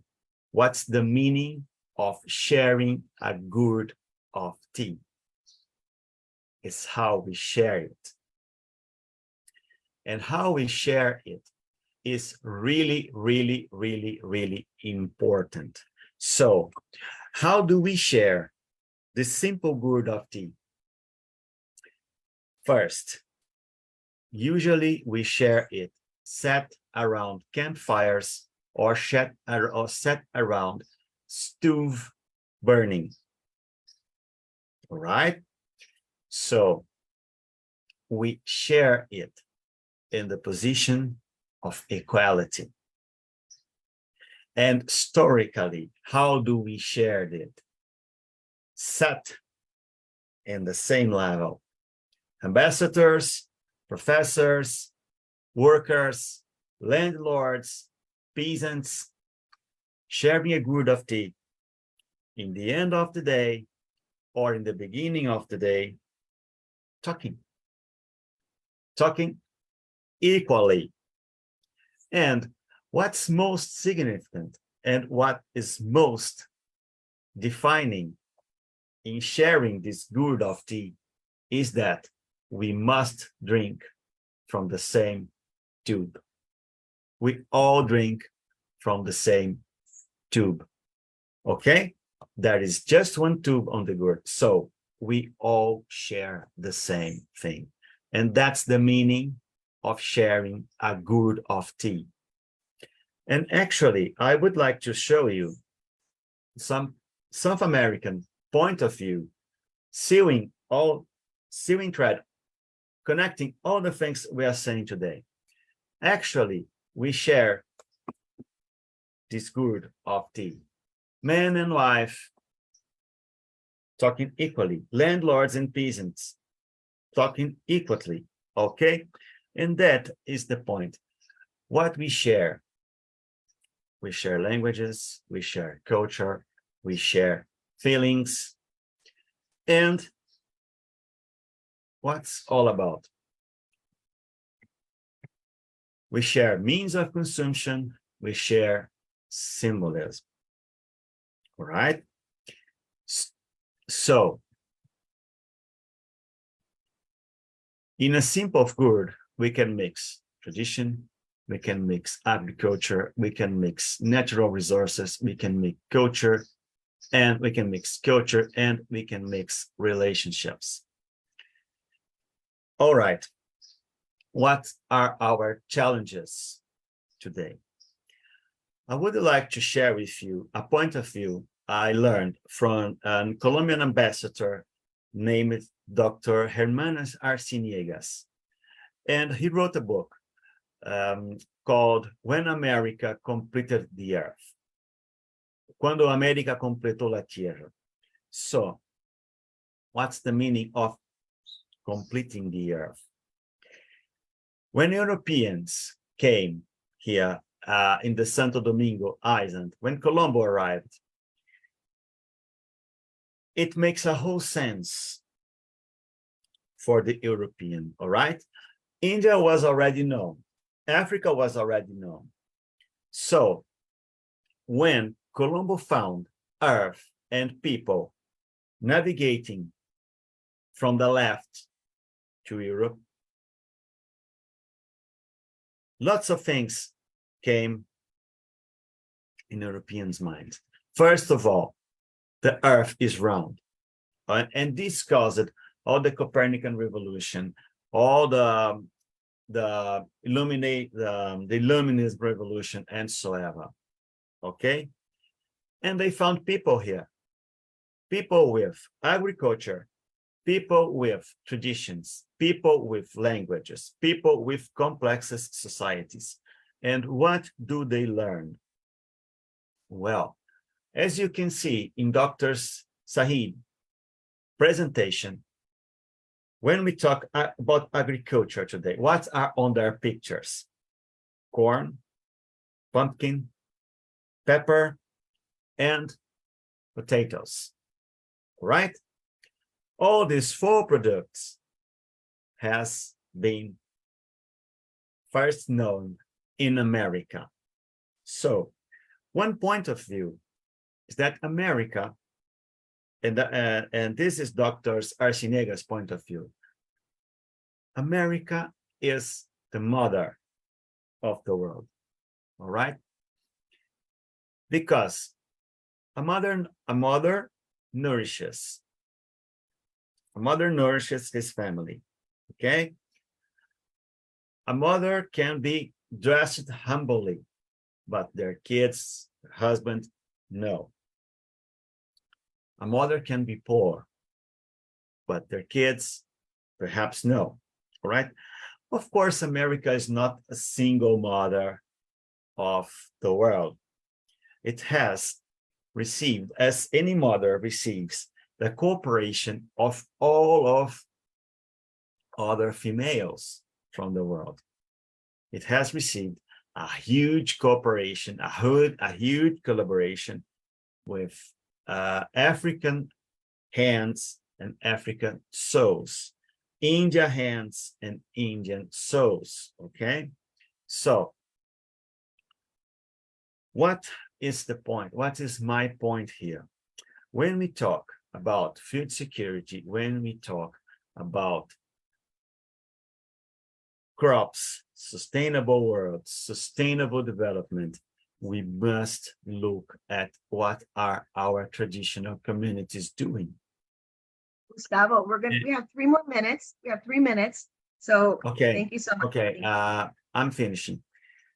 We must look at what are our traditional communities doing and how are they doing to sustainable the world, to food security and whatever. We have a lot to learn from them, and we have a lot to do with them. First of all, they need law enforcement and law security. They need resources. They need money to do what are they doing, okay? And to keep living as they are living, all right? And this will lead to us, perhaps, to a shift of mind. And that is the most important thing, I believe, that G20 and EIU are doing, shifting our minds in a possible way of transition, of transition, okay?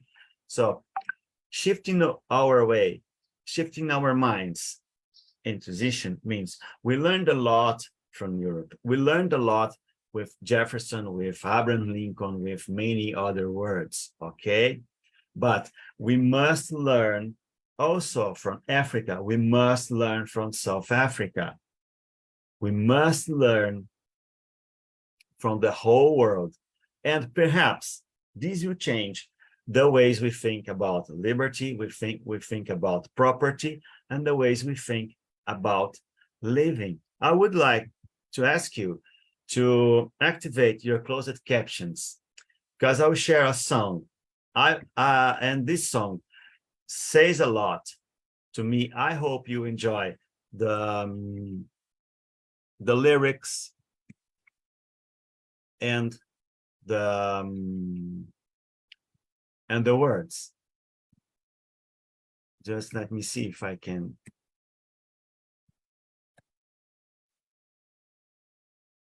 I'm sorry, I cannot share the song, but I would like to ask you to copy and paste and listen to this song.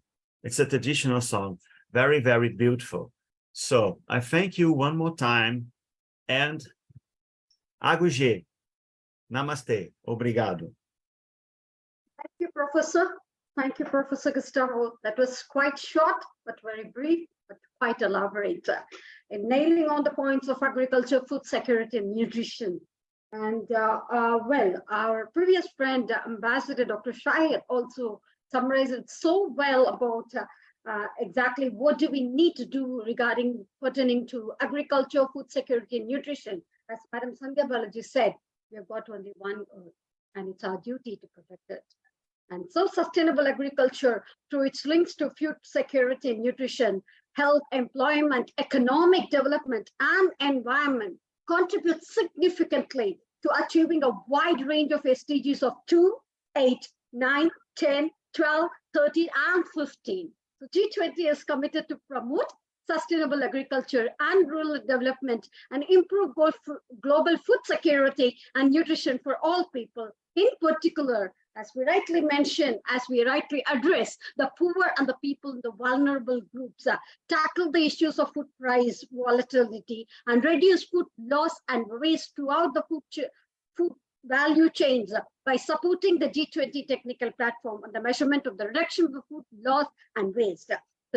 So the G20 food security and nutrition framework sets 3 multi-year priorities aligned with the SDGs, increasing the productivity in the sustainable manner. And this framework is being implemented, including through the implementation plan and action plan on food security and sustainable food systems and the outcomes of 2016 G20 agriculture meeting of AAAA. You know what is AAAA that we are talking about for the whole evening. Then moving ahead, we will contribute to end hunger, poverty, and all forms of malnutrition, implement plans and programs regarding the agriculture-related SDGs while paying due attention to the links with other SDGs, and improve the global environment for the responsible agricultural investment, facilitate innovation and ICT application in agriculture, as Dr. Shahid was mentioning. He wants to bring up robotics and everything, and reduce food loss and waste, and promote sustainable food production systems and resilient agriculture practices, increase productivity and help maintain ecosystems. With one motto of exactly the G20 India presidency is all about, Vasudhaiva Kutumbakam, that is one world, one earth, one world, one nation, and one vision, that is happiness, peace, prosperity for all. Thank you so much, both professors, both for brilliant presentations. Thank you, thank you, thank you so much from from the bottom of our hearts. And over to Madam Sandhya Balankwit. Thank you.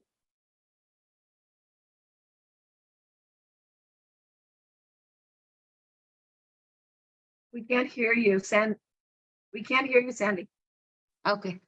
I'm sorry. Dr. Professor Srividhya. Gustavo, I was mind blown by a very effective presentation, and especially the cup or the gourd of tea is going to be in my mind for quite some time. And Thanks a lot. now, yeah. And now let us move on to talk about our next pointer, which is prosperity. And when we talk about prosperity, probably what we should think is that there should be zero poverty, which is the main concern that we look to address, apart from many other SDGs like reducing inequalities and give decent work and economic growth, and also climate action.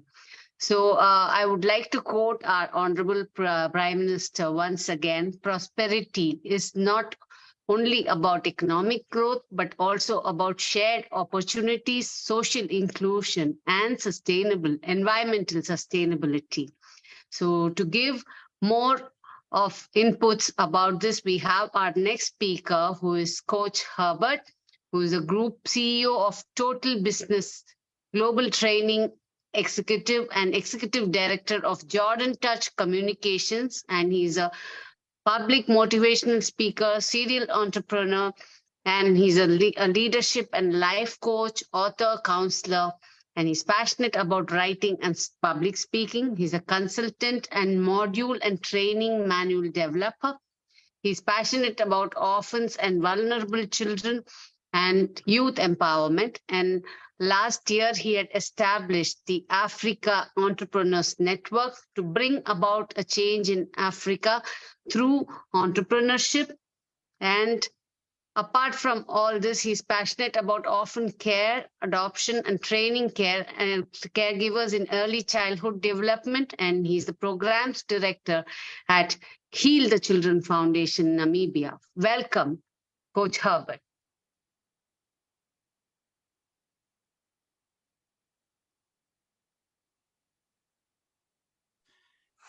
Thank you so much. Good morning and good afternoon, everybody. Professor Gustavo, thank you so very much for your presentations, and the various speakers who have spoken. Greatly appreciated. I mean, we are at a platform of academicians where there's a whole lot to soak and to learn. It's actually very important. I agree with you when you speak about prosperity. It is not it is not an individual effort. It should be a collective effort. I mean, from government to all organizations. That's why this platform, I think it's very important when we're talking about G20 and International Internship University, creating such a platform around making sure there's inclusivity in the sense of access of resources. All over the world, I think the lack of equal distribution of resources, or probably to say not much equity in terms of resources being channeled to various beneficiaries. The world cannot be fully developed when there are still other communities which are going to bed, or children going to bed on empty stomachs, which I strongly believe the founders and the organizers of this platform have a bigger picture as looking at how we can impact the world positively around making sure there will not be a child in any village going to bed on an empty stomach, waking up, going to school without having taken a meal. And that's why prosperity is such an incredible topic that we need to be able to talk about it and deliberate about it and be intentional about it. At times in a political world, I think there's more talk and less action, or probably the resources that are supposed to be channeled do not reach the various people or the communities that they're supposed to. I can give an example. My experience in Africa, there's a whole lot of resources that are channeled to benefit many communities, but you still find the same communities are not benefiting out of it. I mean, that's why equity plays a very important role. You'll also realize politicians get into power, mostly in Africa, on the votes of the youth and the women. Much of their campaign, they are addressing issues that have to address bread and butter issues around women and around unemployment. South Africa at the moment has one of the biggest unemployment rates, but with a whole lot of universities. And we still have a lot of educated young people with master's degrees, with very powerful degrees walking the streets. So having such a topic around prosperity and inclusivity, I like how it was put. I mean, if there's no inclusivity, then how do we address poverty? How do we address unemployment? Because it's supposed to be collectively involved. The financial institutes, the government institutes, the non-governmental or donor organizations that are working in various communities, they have to pull heads together and come up to a point whereby they need to equally check in terms of their distribution of wealth. I mean, you go to Latin, South America, you go to some parts of the world where there is a whole lot of resources which are not reaching out, but there is a whole lot of resources available, which are not probably being channeled in the right channels. Ladies and gentlemen, let me take you through briefly during my presentation. I'm trying to access my screen. Sure, Dr. Herbert, with due respect, with very, very, very due respect for your presence and your presentation and your insights, I would request every speaker to stick on to the timing, as we are behind schedule by about 45 minutes. Okay, all right, thank you. It's a very brief one. I will run through because I understand we are two presenting on the same topic. Financial inclusion with inclusive business and green finance. I think I'm just going to run through what I believe these are fundamentals around the topic financial inclusion. When we're looking at the inclusiveness in terms of business, we are basically looking at models and that are both commercial, viable, and to generate profits, scalable, capable of growth, while actively involving low-income communities at various stages of their value chains. I come back to what I said earlier on. There can never be prosperity as long as we have not identified needy places or needy communities, and must be structures of how we make sure that these resources are being channeled. We will need to have a whole lot of stakeholders that can be involved. That is the suppliers, the distributors, the consumers, the employees. These are all part of the whole process of us reaching inclusiveness in business. There are some key objectives that we have to look at around financial inclusion, and these key objectives are meant to make us be equally capable of accomplishing inclusiveness. And the business community, the politicians, those in need to be able to work together in order to accomplish this objective. Once the objective is accomplished, I think poverty eradication will not just be a dream, will not just be a wishful thinking, but it becomes a reality. And it requires a lot of collectiveness, it requires a lot of transparency, it requires a lot of effort, and all stakeholders brought on board such that we are able to deal with such. It helps us in promoting sustainable development. As we are talking about development, it will also expand the markets of those already established entrepreneurs, emerging entrepreneurs. It enhances business resilience. Also, last but not least, it builds stronger communities. So the objectives literally come back, and the governments, they benefit in all these, the communities, they benefit, the academicians, they benefit, the financial institutes, they benefit. Let us briefly just unpack financial inclusion. It is the effort to provide individuals and businesses with access to affordable and appropriate financial products and services, and which is fundamental in the growth of the MSMEs and the economy, the GDPs, and all businesses established or emerging. These include the banking, credit, saving, and insurance sectors are all important services in financial inclusion. So it literally catches everybody, the community, the farmers, anybody who's part of the whole process of generating an income is covered within. Why is it so important that today we're talking about prosperity and financial inclusion? It is very important and fundamental in our daily economy as we look into the future. It is important because it is one of the catalysts in growing economies. It is one of the ways to reduce or to eradicate poverty. It is good for social equity. And basically, once we drive through and we push collectively, we are getting results which we can be able to monitor and see. And it is a huge role. Inclusive business model can also create economic opportunities and marginalized or disadvantaged groups while also generating profits. There is a huge profit that is achieved and realized while we are collectively building, collectively engaging, collectively consulting. You'll find businesses like Fair Trade Coffee. This model ensures that coffee farmers, I'm glad we just had an example of Professor Gustavo on the tea in Brazil. Coffee farmers often in developing countries receive a fair price of their product. Fair trade organizations create a supply chain that empowers small-scale coffee growers and promotes sustainable small practices. So basically, it's not just dealing with the well-established billionaires and millionaires.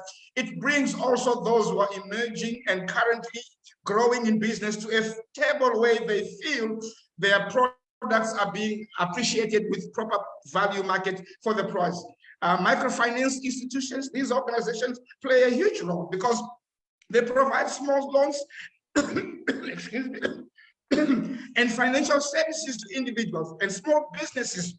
In unserved communities, microfinance enables entrepreneurs to start or to expand their businesses, but it requires inclusiveness. It requires the understanding of what we are trying to accomplish in human development.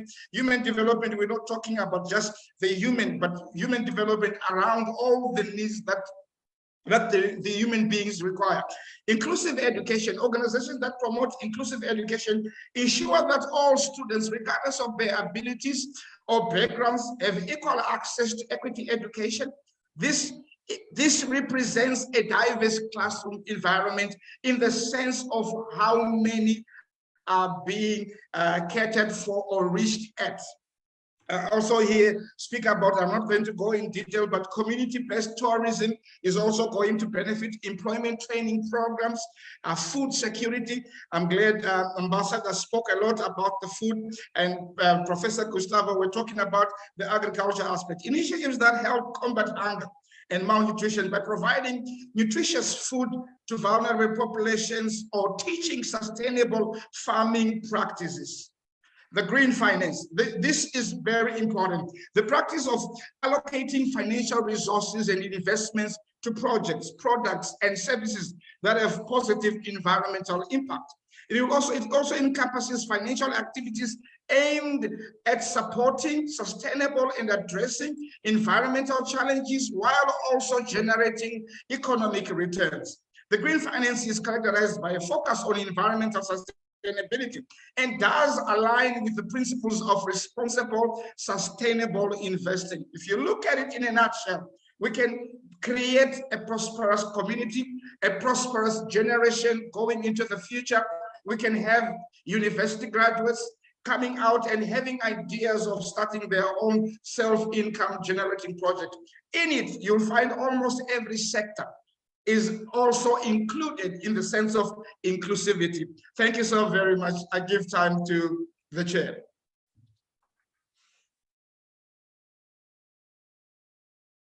Thank you, Dr. Herbert. That was a mind-blowing presentation once again, talking about the finance. And we've got one more speaker with us. After hearing from him, we would just go on summarizing it. But it was really an awesome presentation. Thank you, Dr. Herbert. Though it was very short, brief, but very elaborate. Thank you. Thank you. You covered and you nailed almost all the points of the green finance and sustainable finance. Thank you so much. Thanks for your presence and thanks for the presentation. Over to Madam Sandhya Balaji. Thank you. Yes, to speak on the same pointer, we have with us Professor Dr. Jose Luis Esteves, who is an accomplished entrepreneur, mentor, and CEO of Exponentialist platform. With a strong academic background and diverse experience, he excels in corporate strategy, education, and public administration. Professor Esteves is a recognized figure in third sector and CSR initiatives, known for his impactful social programs and fundraising campaigns. He is also a sought-after speaker, a prolific author, and a driving force in sustainable development. As a GUDS ECLAC UN specialist in sustainable development, he is dedicated to shaping a better future. His accolades include the National Child Award in Social Education and Burn Efficienter Prize. So we welcome Dr. Jose. The stage is all yours. Well, it's always a warm greeting and a good morning from Brazil. I understand that we have, an audience that is around the globe. So probably I will be talking with people that I have to say good afternoon, and with people that I have to say good night to. Here, I'm talking from the city of Rio de Janeiro, and I have to deal with the family subject this morning. So I apologize for not being totally here with you during this morning session. And I understand the importance of bringing all these subjects together in order to, drive a real force and as a matter of fact, try to build a more sustainable future by taking from the agenda that we all know on a range of battlefronts that we have to deal from now on in order to skip the possibility to pass the point of no return, as some of our beloved scientists are researching and trying to warn us about this. I will apologize also for being outside of my base, where I can have a more silent space to speak with you and with our distinguished audience in our channel networks that we have today.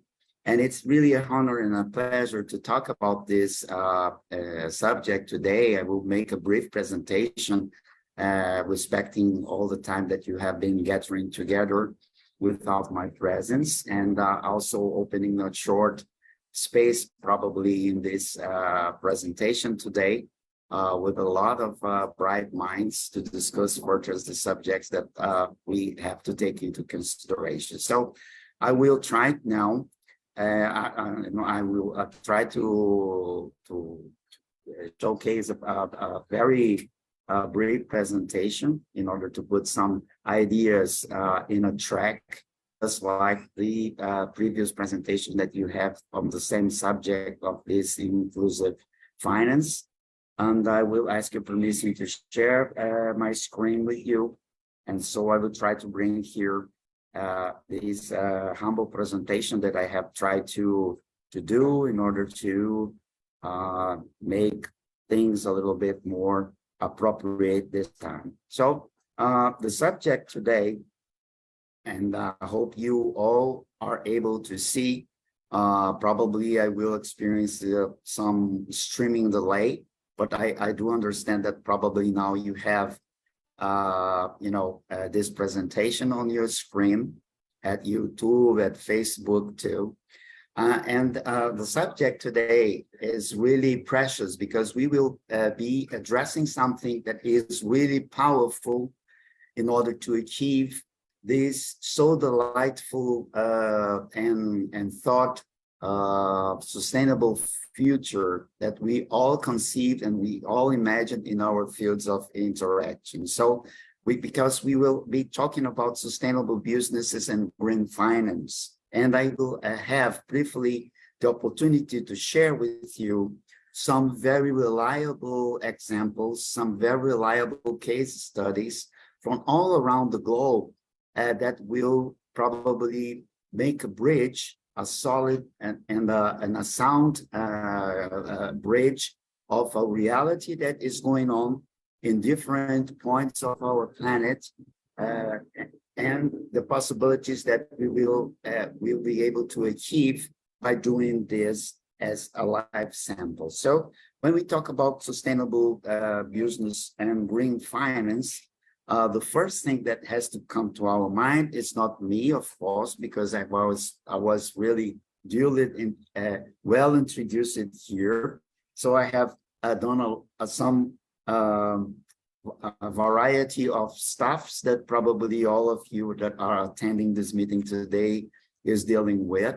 And I'm proud to be also representative of Global Sustainable Future Network with Professor Dr. Renuka Thakur in the head. And I got the invitation to be one of the chairs of the SDG 4, that is quality education. So it enhanced and boosted my, responsibility to deal with all the subjects that are related with education. So after that, I believe that it's nice to say that we dealing with this subject of financial inclusion, merging inclusive business and green finance, we are talking about really about unlock global potential. And let's see why we have to unlock this global potential in this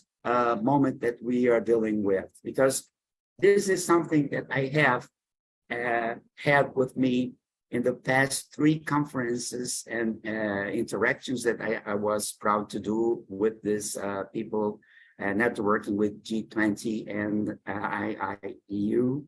And this is showcasing, of course, a picture, a draft of our beloved Mother Earth, our planet Earth, wearing a face mask to announce that the future arrived and brought with this a hard impact in the global society. We all experience the impacts, no matter where are you in this moment around the globe.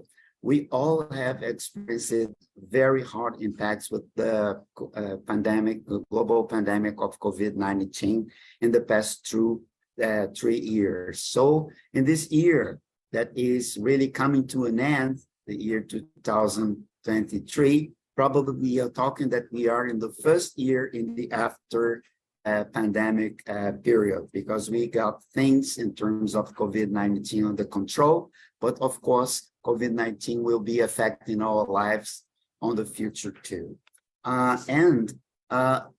What I would like to say is that in a rapidly evolving world, the convergence of financial inclusion, inclusive businesses and green finance has emerged as a real powerful catalyst.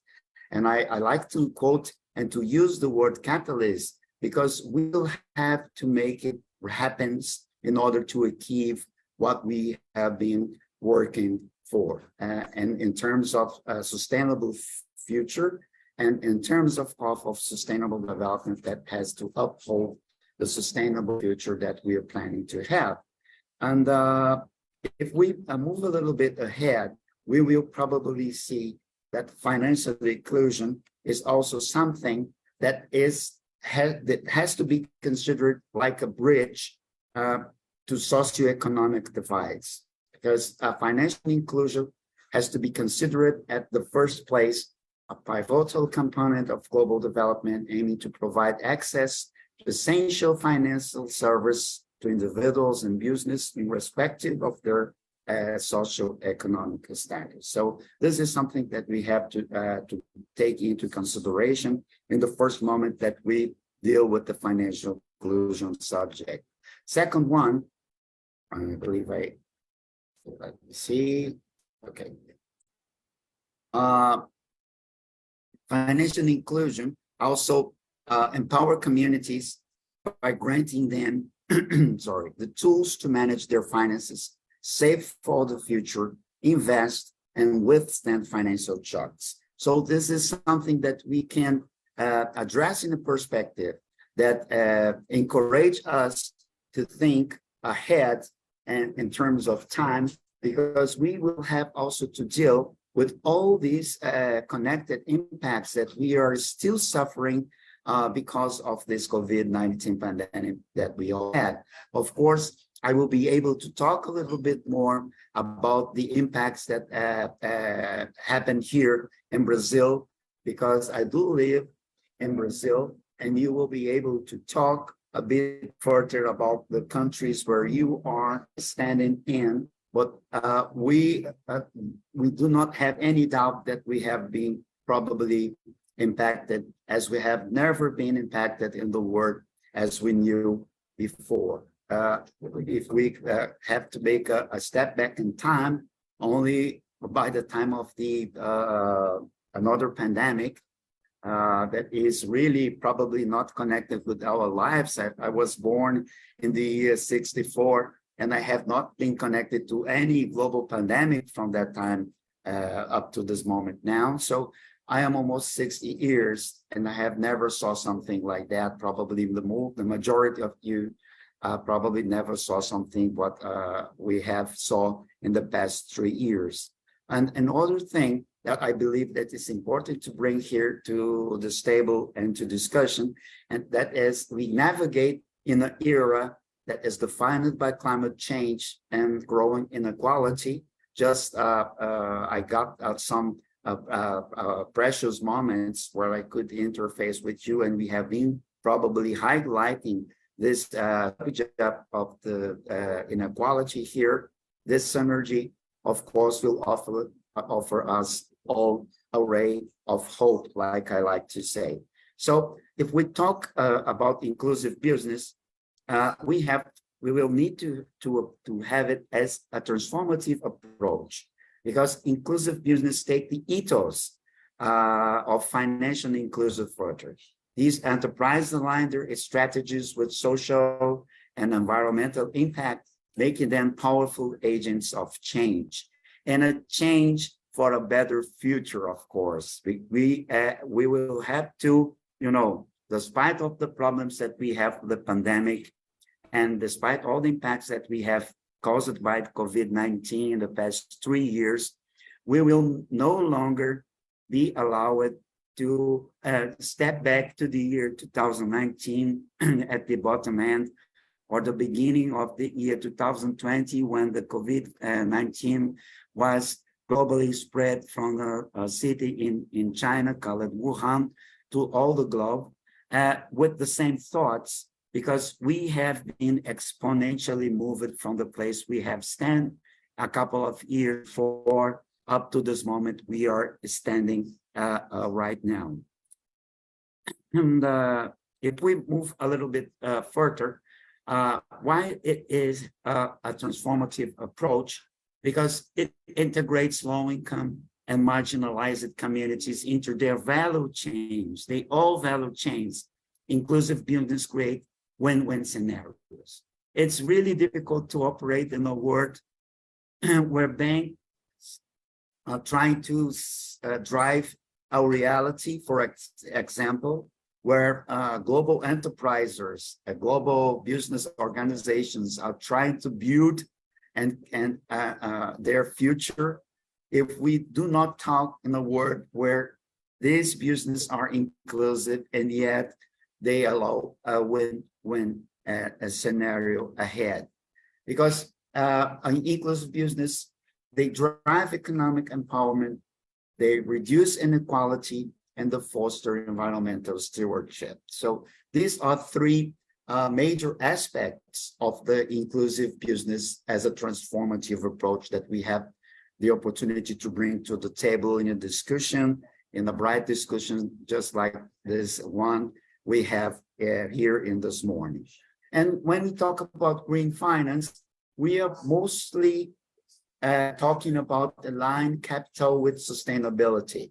So it's real that the world faces the existence, an existence threat of climate change. So when we are talking about green finance, we are talking exactly in focus on deploying capital to projects and initiatives that prioritize a way, let's say, at least a way to achieve sustainability. And when we talk, this is a partial picture of World Bank Financial Inclusive Report that states a little bit about this financial inclusion that we are dealing today as a challenge.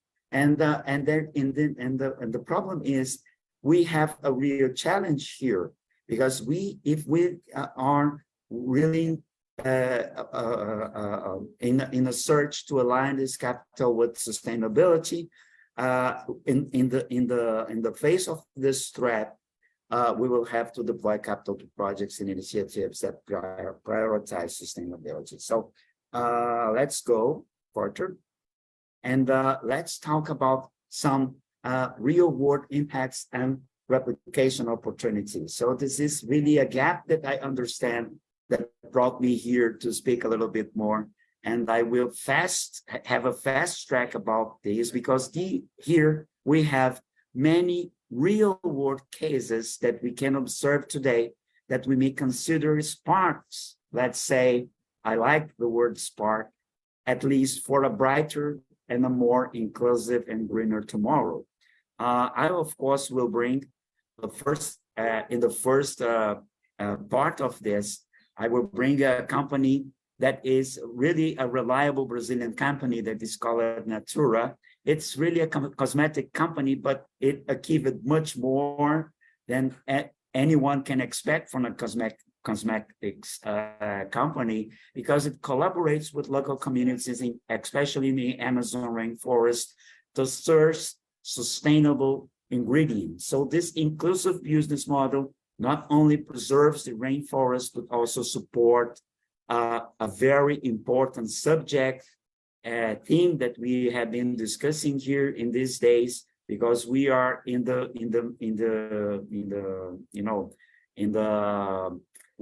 will probably have a new discussion about a legal framework to the indigenous people here.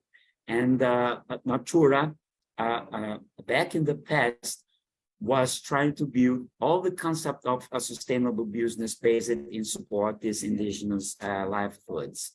The other one, of course, it's Kenya's M-Pesa or PESA. It's a mobile-based financial service that has, in my opinion, revolutionized access to banking in rural areas, while at the same time they were driving the promotion of green economic practice. So you see, you have a company here that was established in Brazil that became a global company, that is Natura. And then we have, we are taking our attention to Kenya and Africa with M-Pesa. And then we can, drive our attention, for example, to Bangladesh with the Grameen Bank, that is considered not only by myself, of course, but by the globe, a pioneer of finance, which empowers impoverished communities to become entrepreneurs. And this is really interesting, because when you empower poor communities to become entrepreneurs, you are acting on a sense to have a brighter future, because you are somehow connecting the dots to a new driver of mindset in poor communities, that is to become an entrepreneur. I live here in what was a colonized country up to the year 1822, when we have our independence from Portugal. And as a matter of fact, we have a lot of countries around the globe that once was part of some of these colonial, countries that we still have some of them with the major colonial mindset, like UK, England, like France, like Spain, like Portugal, countries around the globe, with a lot of other countries that have exploited for a long period of time. And they have planted a seed here. And this seed, of course, grew along this time. And this seed affected not only the way people behave, but also the way people think mostly. And that's why here in Brazil, in countries of Latin America, because I consider Latin America our fellow beloved brother countries, despite of the fact that Brazil is the only country in Latin America and the Caribbean region to speak Portuguese, because we have been colonized by the Portuguese, not for the Spanish. I do believe that we suffer the same when we talk about colonialist mindset in education. So that's why I drive my efforts at this very special moment of my time when I have a voice to discuss further about this change in curricula and a requalification of the curriculum matrices here in Brazil and around the globe, because we have really to drive entrepreneurship to the curricular in order to make a real freedom of the colonialist mindset that we have. Despite of the fact that more than 200s we have conquered our independent state. Well, I would like to rush because I have a couple more events to say. Here is Kiva. It's Kiva in USA, just a couple more. That is a nonprofit organization that enables people to lend money online to small businesses and entrepreneurs around the world, including in the USA, and promotes financial inclusion. So we are talking about businesses and we are talking about nonprofits that can act together with a new mindset in economics in order to make people enhance, boost the entrepreneurial mindset, especially within the poorest communities. And I would just like take another one in Europe, that is Trials Bank, a European bank that exclusively finances companies, institutions, and projects that add cultural value and benefit people and the environment. So as you can see, there are a lot of possibilities that emerged in the world when we are talking about the financial inclusion and the possibility of drive a new mindset approach worldwide, not only to mitigate poverty and exclusion, but also to implement this new driver of entrepreneurship in order to really bring a real freedom mindset to our lives, no matter if you're talking from a continent or you are talking from another continent. So I will now stop my presentation here. Let's see. And I will try to come back to a live mode. Since we have two presenters about the same subject, I try to rush it a lot, and I try to pinpoint with the possible incidental information that we did not have the opportunity to have in one presentation. So thank you very much again for your patience. Thank you very much again for your invitation. And let's act to bring from the agenda into action all the things that we have been discussing here in this Sunday morning. Thank you, thank you, thank you. Thank you, Professor Jose and Dr. Herbert, the stalwarts of the finance, I would say. Like, you have comprised it so well, and such that you have not left even one leaf unturned. You have addressed all the issues which are related to finance in a more comprehensive manner. As we all know, and we are going to agree on this platform, that the climatic change is one of the greatest challenges of our time, and its adverse impacts undermines the ability of all the countries to achieve the sustainable development. And the goal of taking the urgent action to combat the climatic change and its impact on SDG 13 is a priority of all the G20 countries. As you have rightly mentioned, and you have already given case studies of the Bangladesh Bank and the Virturan, etc., as reflected in the contributions made in the context of the Paris Agreement. And the G20 finance ministers and the central bank governors reiterated the call for the timely implementation of the Paris Agreement and the communities and the commitments made developed by the developed countries and IOs and the announcements made by the other countries of the climatic finance. As we all are working together towards the climatic finance and the green finance, as you rightly mentioned, we are reaching there with a key role of facilitating sustainable development by helping mobilizing private investments and the equity in the partnership in order to meet the climatic development and the sustainable global finance. That's what we are working for from the World Economic Forum and the World Monetary Fund. Thank you so much. That was a brilliant presentation by both the veterans in their own field, I would say. Whatever I'm going to say, that's going to be too very less to just comprehend on that. Thank you so much. Over to Madam Sandhya Balaji to invite the next speakers. Thank you so much. With your respects. Yeah, thank you, speakers. Both of you had a walk through the past, present, and the future. And it is time for us to deliberate on our next pointer, which is partnership. And what to say? When we say partnership, in the words of Justin Trudeau, I'd like to say partnership is the currency of the 21st century. And it's through collaboration and cooperation that we can create a better future for all. And we are going to deliberate on domestic resource mobilization and industrialization and energy resources optimization. And to call upon the first speaker on this pointer, may I call upon Dr. Madan, Ambassador Dr. S. Madan Kumar, who is an electrical, electronic, and manufacturing professional, alumnus of Banariaman College, Banariaman Institute of Technology. He is an assistant engineer with TNEB and TAN GEDEP.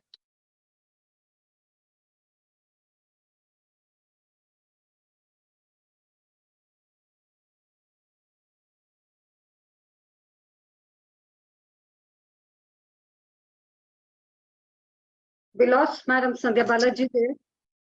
Yeah. Was I audible? Was there a static? We lost you for a couple of minutes, and then we thought of asking Dr. Madan Kumar to take over. Dr. Madan Kumar, Okay. if you're on board, please continue with the presentation, sir. Thank you. Yeah.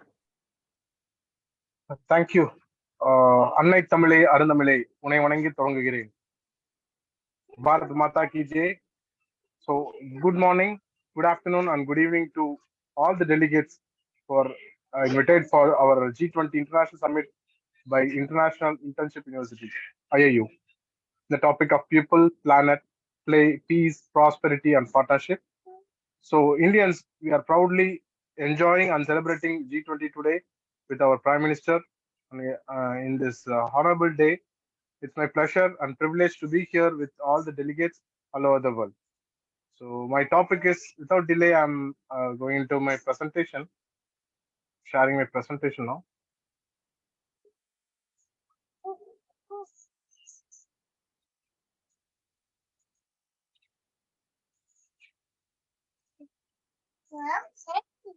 So the presentation is visible?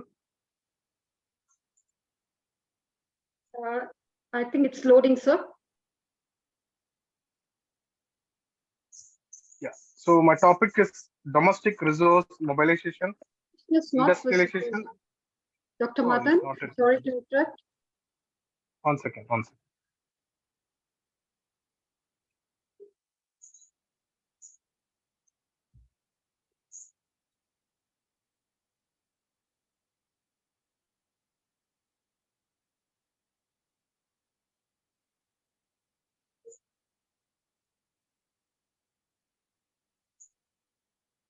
Is it loading? Yeah, 1 second.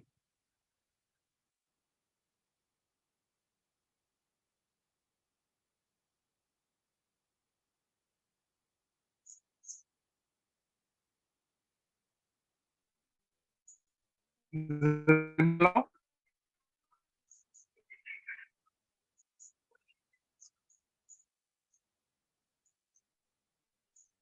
Is it visible now?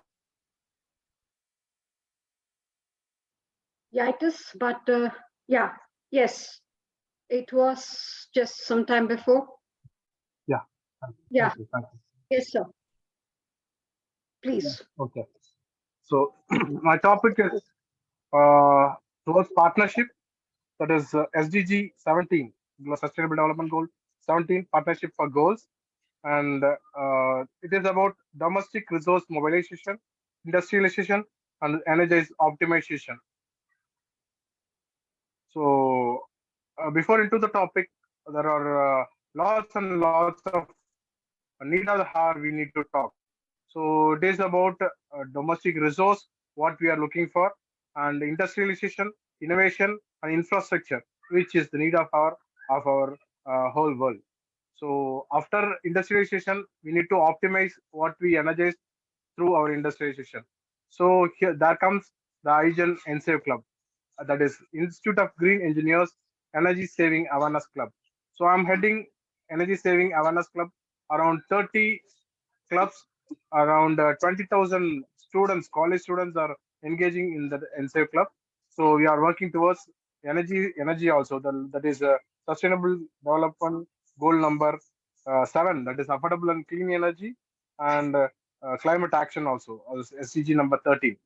So what is why we focus on domestic resource mobilization?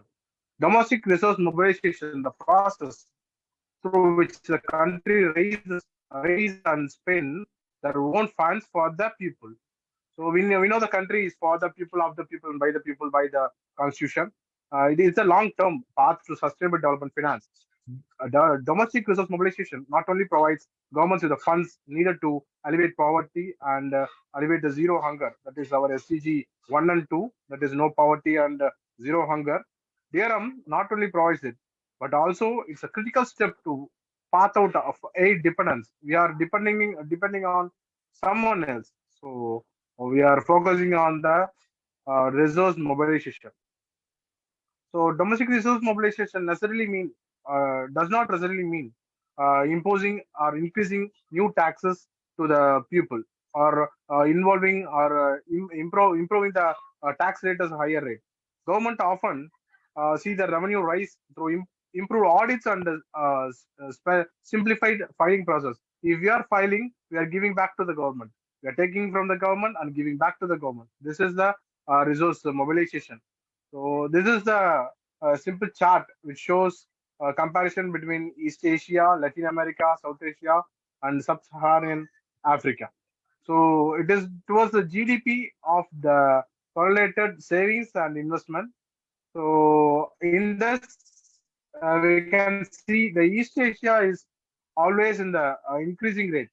Only during 1960s, the investment is lower than Latin America, but it is getting higher and higher in the coming years of 1970s, 80s, and at present. It is till March 2008. So what is industrialization? Industrialization, it is a process of transforming the economy of a nation or region from focus on agriculture to a reliance on manufacturing. It is towards industrialization.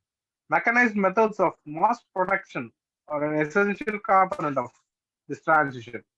The positive characteristics of industrialization include economic growth. We can see and feel the economic growth of our country only after the industrialization prevails. So more efficient division of labor we can see after the industrialization prevails, and a growth, a spurt in technological innovation also only during after industrialization. So that comes the industrialization is very important point to be discussed as the need of our during our G20 summit. So how does industrialization impact society? So industrialization creates jobs that draw the people from farms, that is villages, to city where the manufacturing takes place and where the innovation takes place. We can innovate in the farming also, as Said Adibisi said, there is some innovation and biotechnology is leading from ancient period to medieval period to now. We can see there is some innovation and industrialization. If there is only industrialization and innovation, there comes the agriculture will boom into next level. So however hard these jobs, They were often preferable to precarious existence of a small farming family. The result is new generation of urban consumers. We can have lots and lots of consumers in the urban side compared to rural side when the industry is developed in urban side. So businesses of all kinds spring up to provide goods and service to these consumers. Over time, a larger middle class of artisans and shopkeepers emerges only when the industrialization impact the society. A large working class also emerges, and conditions were often much harsher for them. The evolution of labor unions is a direct result. We can easily see only after the industry, only when the industries is in that particular area, the villages will becoming more dependent when compared to the previous period. So it is the direct result of industrial revolution when the workers getting increased day by day. So what is the energy optimization? This is the third topic. So energy optimization is the process of maximizing the energy efficiency while minimizing the energy waste. This is the biggest difference, but we are working on it.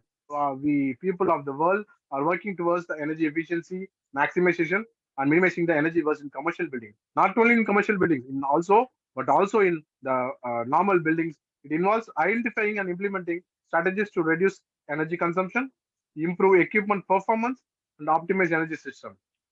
So after implementing the energy optimization, we can yield numerous benefits for retail portfolios like cost savings, environmental sustainability, enhanced brand reputation, improved operational efficiency, and regulatory compliances.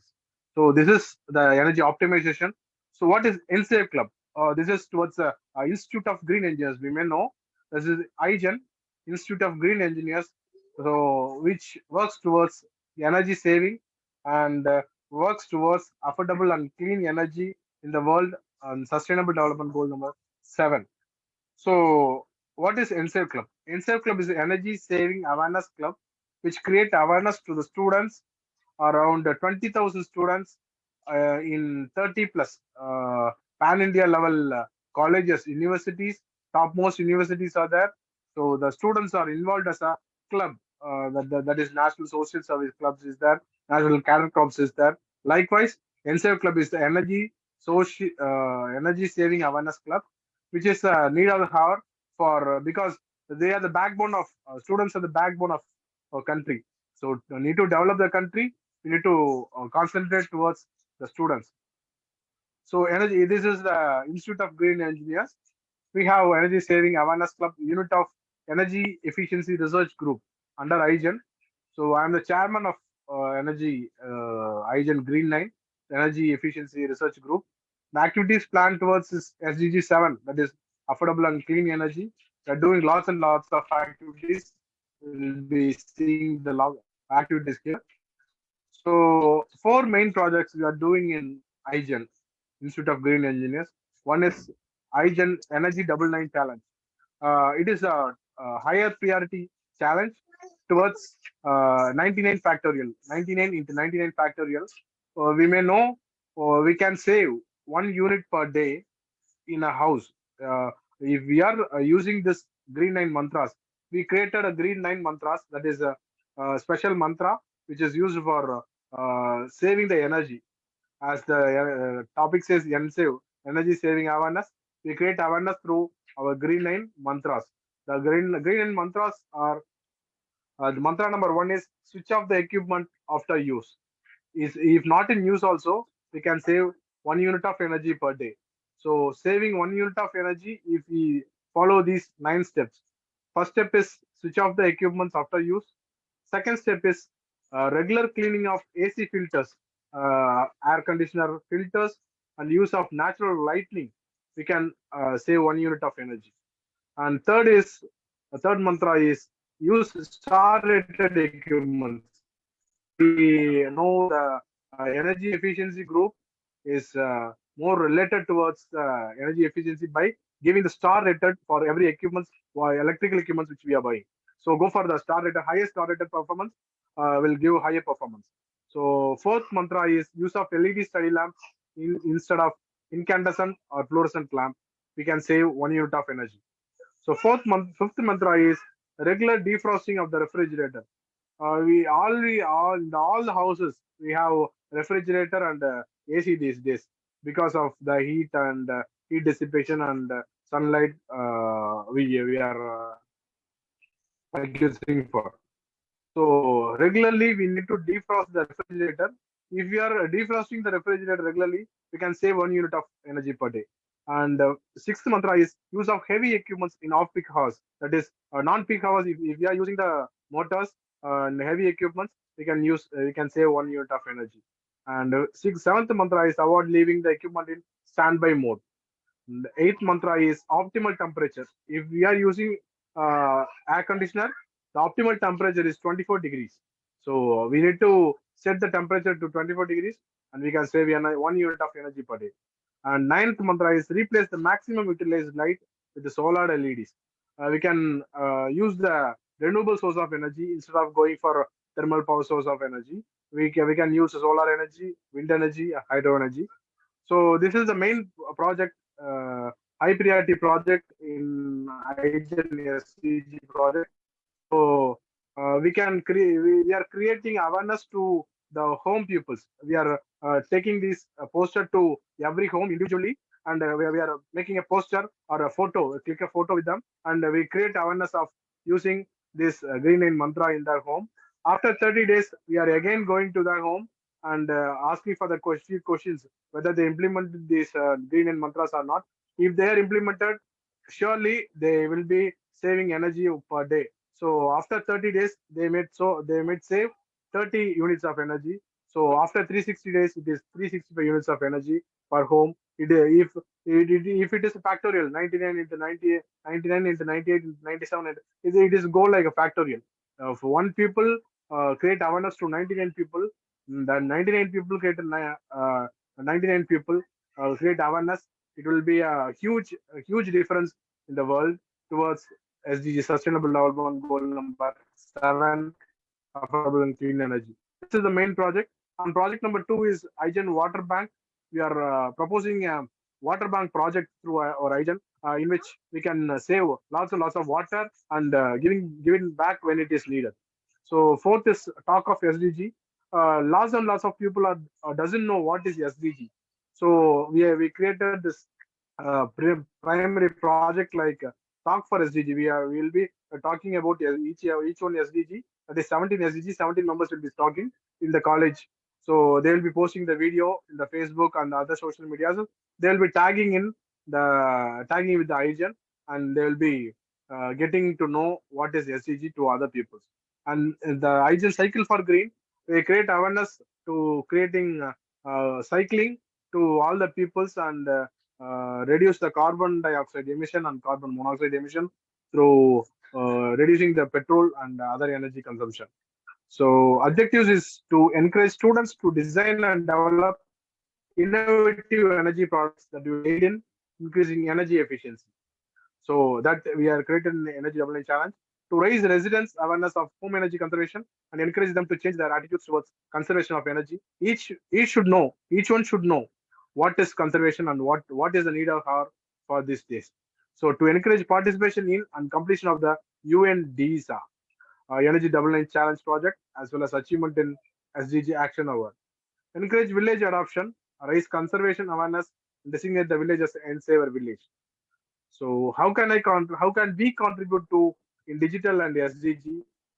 So we plan for a plan A awareness, that is fixing up our achievable challenge and challenge to the nearby person to be a contributor of CO2 reduction, and plan B research in the Green Line Mantras 3.0. Take it as a case study and go for it.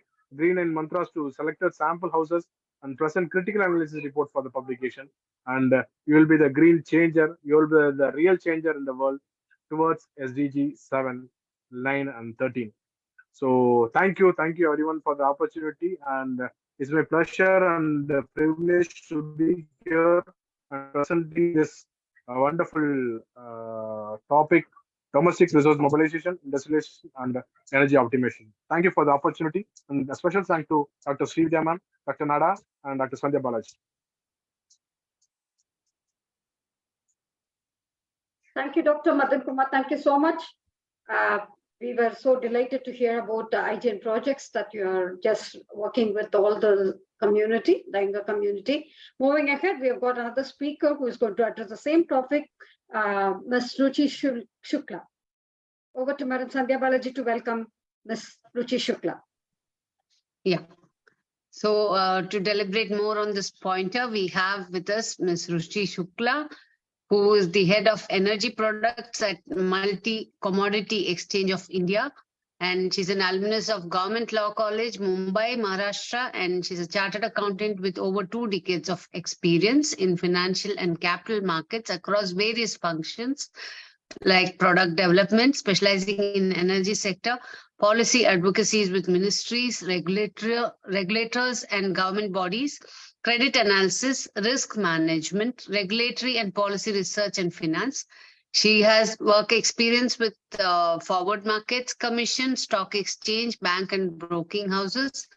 And she was awarded the Women in Commodities Award at the Commodity Trading Awards at Commodity Week, Trading Week in London, which was organized by Commodities People. Welcome, ma'am. A very good evening, and the stage is all yours. Thank you, Dr. Sandhya. Thank you so much. A big hello to all the delegates present here. It's a real honor.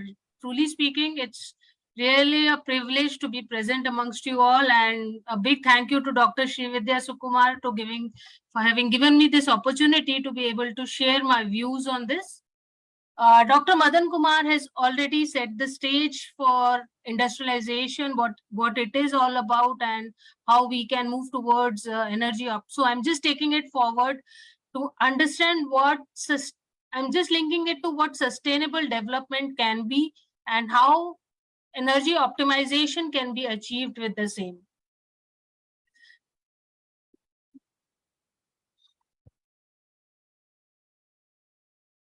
So yes, we are industrialization. Yes, we are, as Dr. Madan Kumar really pointed out, industrialization is a way of developing a nation in itself. Though we are an agrarian economy, but industrialization is also a must. And energy by itself is at the core of every industry. So energy optimization is the goal. If we can achieve that with a bigger mix, with a better mix, we can actually help the nations grow. So what is the India's energy mix right now? If we say really it is like 57% coal, within coming up with natural gas, and the balance with oil and renewables. So crude oil on the conventional sources, yes, there is crude oil, natural gas and coal leading the way. But on the other hand, we also have a very gradual transition is happening in Indian markets towards renewable sources, especially covering the hydro and the solar power. So we stand 4th globally right now in terms of energy installed capacity for hydro, wind, and solar. So with this energy mix, I'm here to state there is a shift happening. Though if you see the highlighted version of it, India is still behind the minimum average, the minimum levels the average of the world, which is a mix of the developed and the developing nations. So while the developing nations, which India is also one of the part of it, or the emerging nations, the conventional sources are here to stay, but we have to have a transient in towards the renewable energy sources. So how can that happen? That can happen through partnership, as it has been laid down in these last 1 year's discussions and the major discussions going in New Delhi since last 2 days and today, including today. What has come out is we need to have partnership in terms of low cost financing. Because if you see the leading nations which are dependent on the conventional sources, including coal, South Africa, China, India, Indonesia, Vietnam, these are the leading producers and as well as the consumers of a lot of commodities. So they have to keep on producing that. They have to rely on these conventional sources, but it's only a matter how we can just phase them out over a period. It cannot be done if I say today itself, I just want to shut down my entire coal consumption. No, it cannot be done. I'll just share with you in a few of my next slides how India as a whole was able to move from a big energy crisis only because we are relying on a lot of thermal coal also. So here are the industries. Just to list out, energy by itself is at the helm of every industry. You name it, manufacturing industry, iron and steel, aluminium, petrochemical, civil engineering, power generation, we have to use some component of crude oil or its byproducts in some form or the other as basically a fuel feedstock. And then even at the natural gas level, yes, India is an agrarian economy. Our fertilizer sector uses a lot of natural gas. Though natural gas is a fossil fuel, but it is also considered as a greener fuel. And India as a whole, we have a target to move from around 6% to around 15% by 2030, because it's considered as a more greener fuel. So with this background of a mix, so what can be the sustainable energy resource? Sustainability also has to include survivability.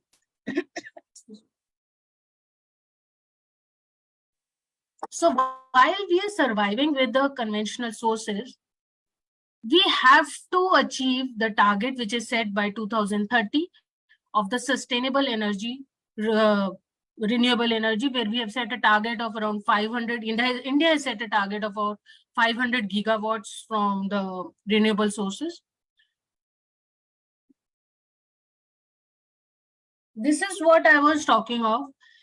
Recently, we have been facing, especially during the non-solar hours, India was facing a big crunch on electricity.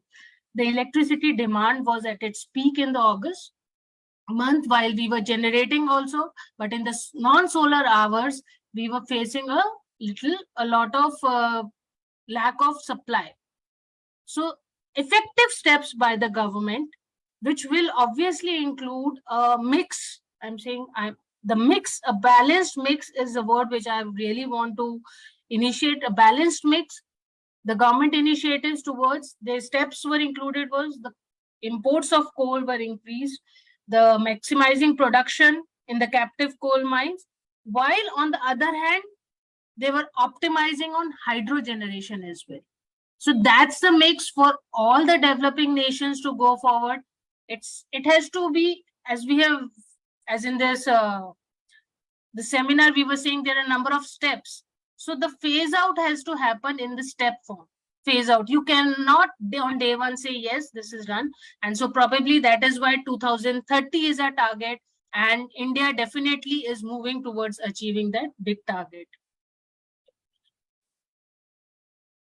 So once we have achieved an energy mix, what industrialization, how do you achieve industrialization with a good energy mix?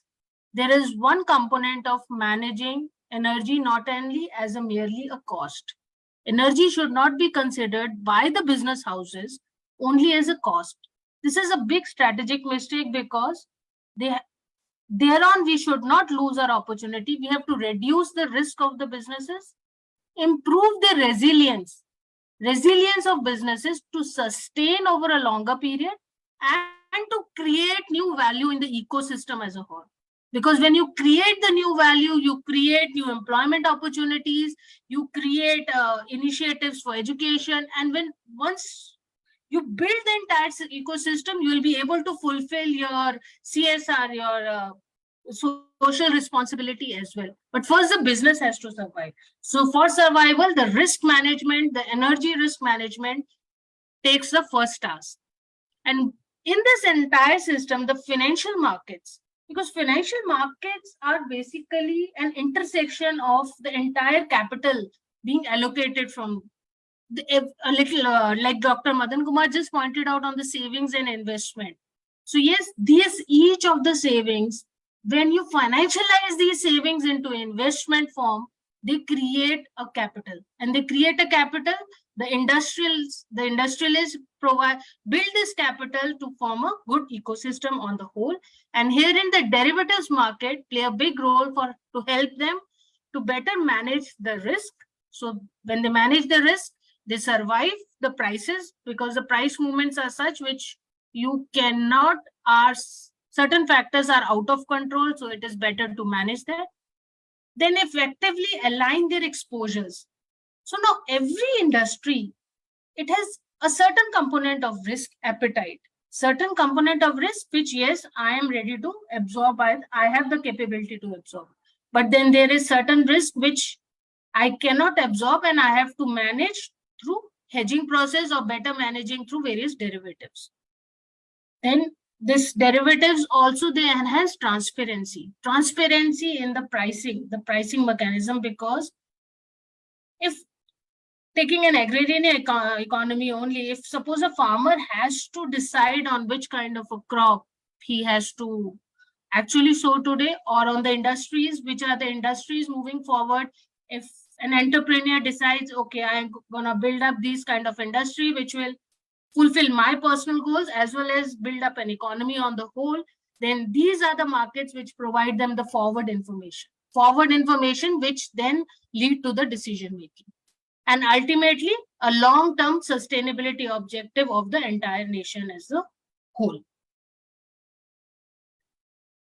So when we are talking of managing the risk, these are a few slides which are just indicating how volatile the entire commodity ecosystem is. Now, this is not only energy. This is, even if you take the metals, the base metals plant, you take the any of the agri products, there is a lot of volatility happening, which is ranging as far as, on an average, around annualized basis, 40 to 50%. So this is the kind of a risk. So if today everybody stands over here, we have to reach 2030. 2030, there are different sustainability SDG goals which are need to be, but all these integrated into the nation as a whole, which has to build on industrialization, because industrialization is the key which will help you achieve all your broader objectives. These are the partnerships which are going to help you to achieve all the objectives. So while we were talking, these are the certain factors which affect the pricing mechanism of the entire commodities in all the nations. And many of these factors are out of control, because today we are talking of the globalization. Each and every country, each and every nation is interdependent. We are dependent on the decisions of the other countries. Some of the other nations are dependent on the decision of us.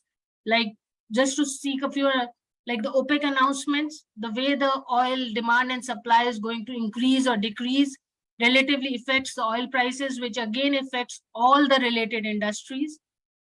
Then we have the basic economics, the global demand, and we have seen how the news on the Chinese demand and supply is always impacting the world as a whole. Then there are government trade policies, yes, the sanctions which come on certain nations, because say certain nations like for the supply of Venezuela had a recent sanctions from US for the supply of oil, which reduces the supply and obviously impacts the economy. Then weather variability, yes, weather. We talk on weather in terms of sustaining the environment as a whole, yes, but weather also needs to be looked on from the point of view of sustaining the industries as a whole. Because when the climate changes happen, the weather variability happens, your heating requirements, which are fulfilled from natural gas or crude oil or these byproducts, or the renewable energy sources, these increase or decrease depending on how predictable the climate can be.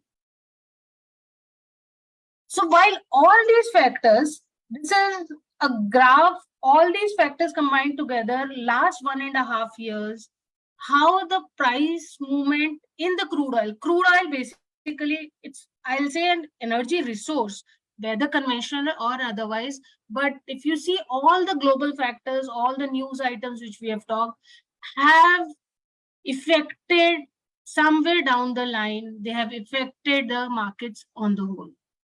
We have seen the Russia-Ukraine war brought about a huge crisis on the power sector in the entire European Union. There were a lot of industrial shutdowns, not only the blackouts. Basis this, as we engaged with them, we understood certain kind of industries had actually shut down completely because there was a lack of power. There was a lack of power. So, and more so, there are certain countries which really depend on non-conventional or renewable sources, but somehow like Scotland is more dependent on wind power, but somehow in those times the wind power was not available. France is more dependent on the nuclear power, but that time a lot of nuclear power plants were shut down due to some technical reasons, had to be shut down. Netherlands and all the higher European Union and countries, they are dependent on a lot of, again, solar power, but solar power was not available at that level at that. And then obviously the storage mechanisms which are being built up, innovations are happening day in, day out. But that kind of innovations will take time to develop again because cost is always a concern. So just to indicate how much exposure these industries, airline industry, we all understand airlines is a very important factor in industrialization of the development of any country. Now, just these are the actual numbers. Without naming the companies, if I say there is an airline company in India which consumes an ATF fuel consumption of 10,000 crores, and because of the volatility of the pricing, if they do not manage their risk, they are exposed to around 4,000 crores of. So this is the amount of money one airline industry is exposed to. Then taking on the other end, yes, agri economy. So I'm just talking if the leading fertilizer manufacturing company, we all understand if there is a shortage of fertilizer in India, what will happen? What can be the outcome of that? So there is a fertilizer company which consumes around 8,000 crores of natural gas. Obviously, this is a necessary fuel feedstock consumption. And with the volatility of in the prices, they are exposed to around 3,000 crores of turnover. We are just talking of one fertilizer company. Just if we compile all the different sectors, we can really understand the need, why risk management has to be at the helm of sustainable industrialization. Sustainable industrialization. So these are some of the other companies which are exposed to a lot of exposure. And yes, what risk management has done. Let's look at a few companies which we all are aware, Southwest Airlines, Air France. They have had a classic example of managing their energy risks and they have saved around $1 billion each. Obviously, we understand if at a company level, if we are saving annually a $1 billion, this is going to pass on to the consumer economy.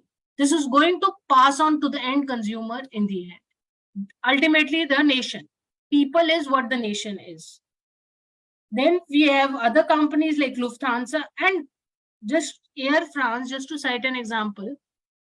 Because of managing their risk, the energy price risk properly, while the crude oil prices were around $170 a barrel, they were able to pay around $90 a barrel. Just amount of savings these companies are making, which ultimately is leading to energy optimization leading to industrialization and a sustainable. Dr. Shukla, it is really amazing, very interesting, but please, we are running the time. So Sure. The conclusion, please. Thank you.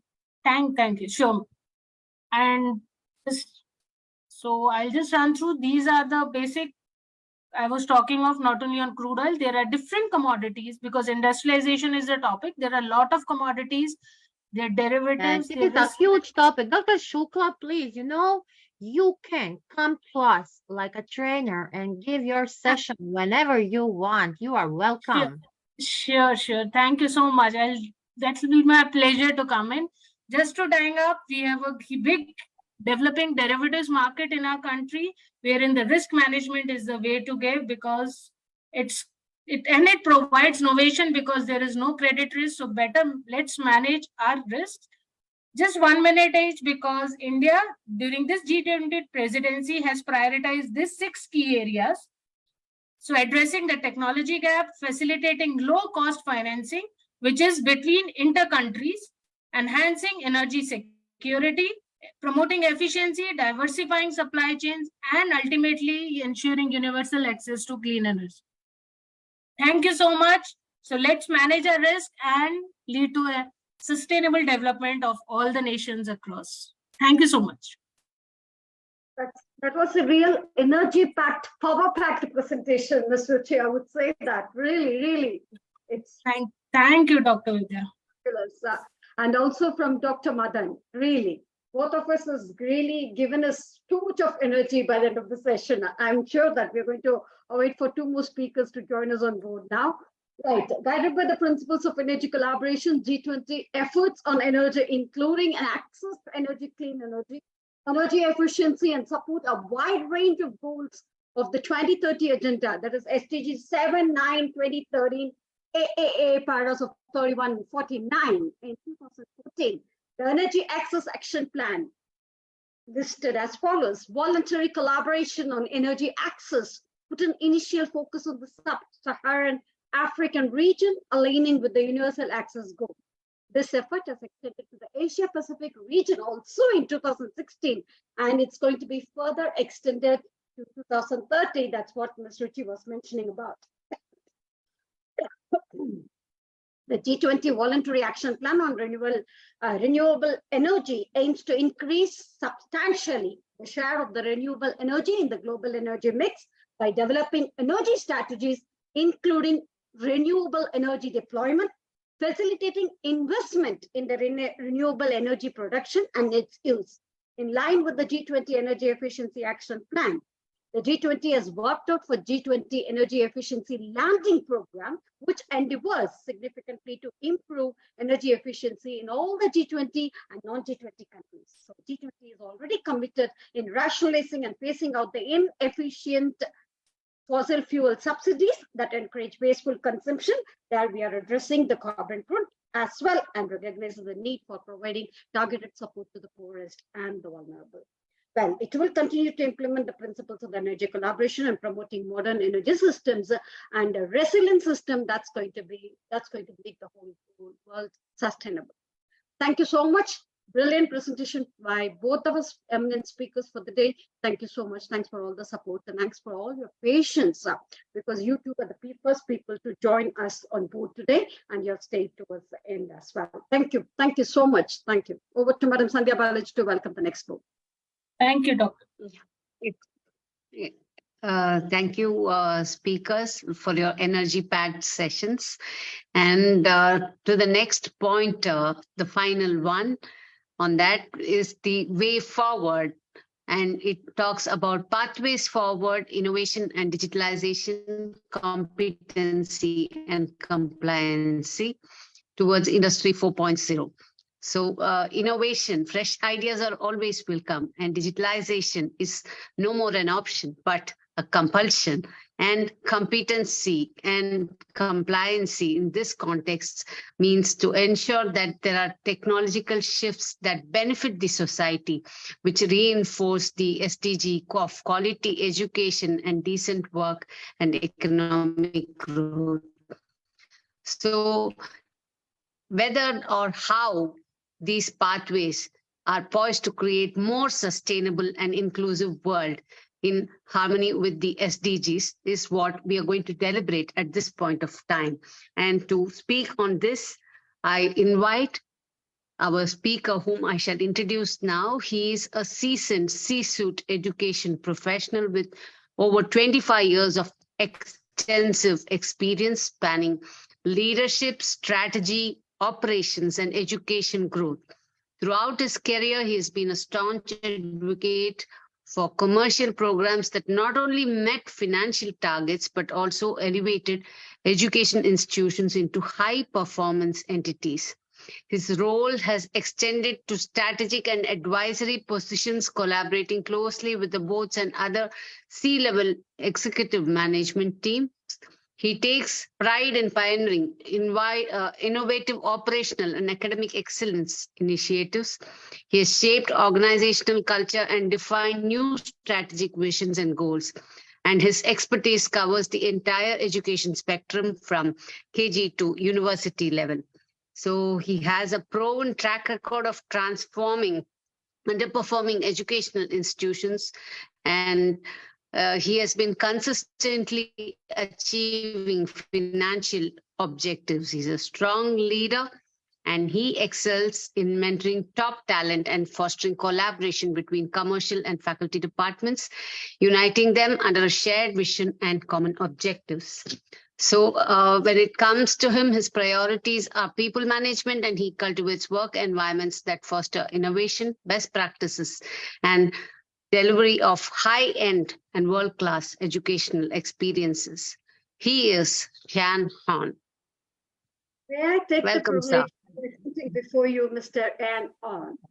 And he has been my boss for some time, and it has always been a wonderful experience to work with him, as he has been a guiding spirit, guiding me through and through till this date.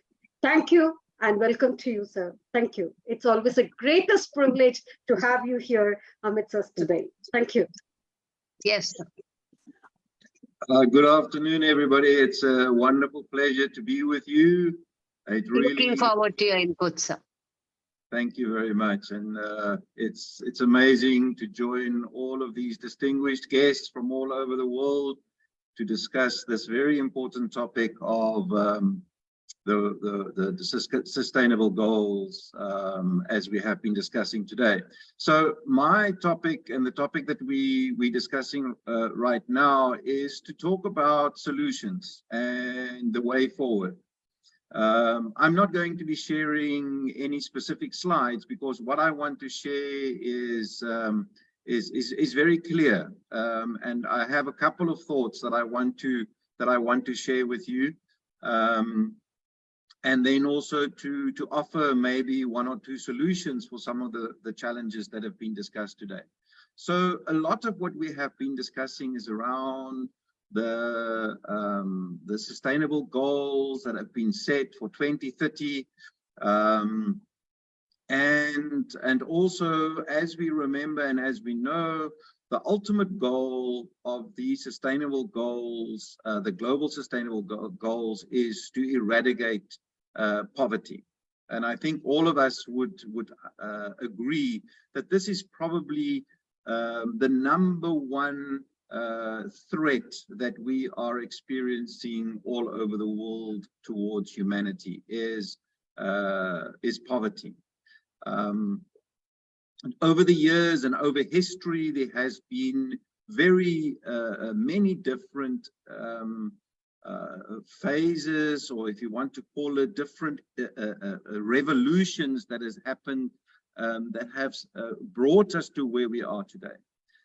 Today, we are experiencing what is referred to as Industry 4.0.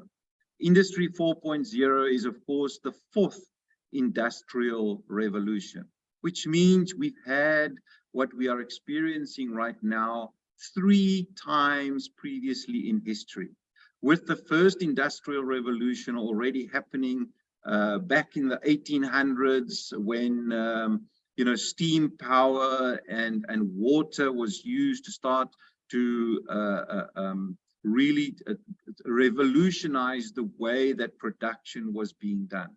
The second industrial revolution that happened right up until the mid 1900s, the third industrial revolution with the advent of the internet and the IT industry, and the impact of the supercomputers and computers on our world.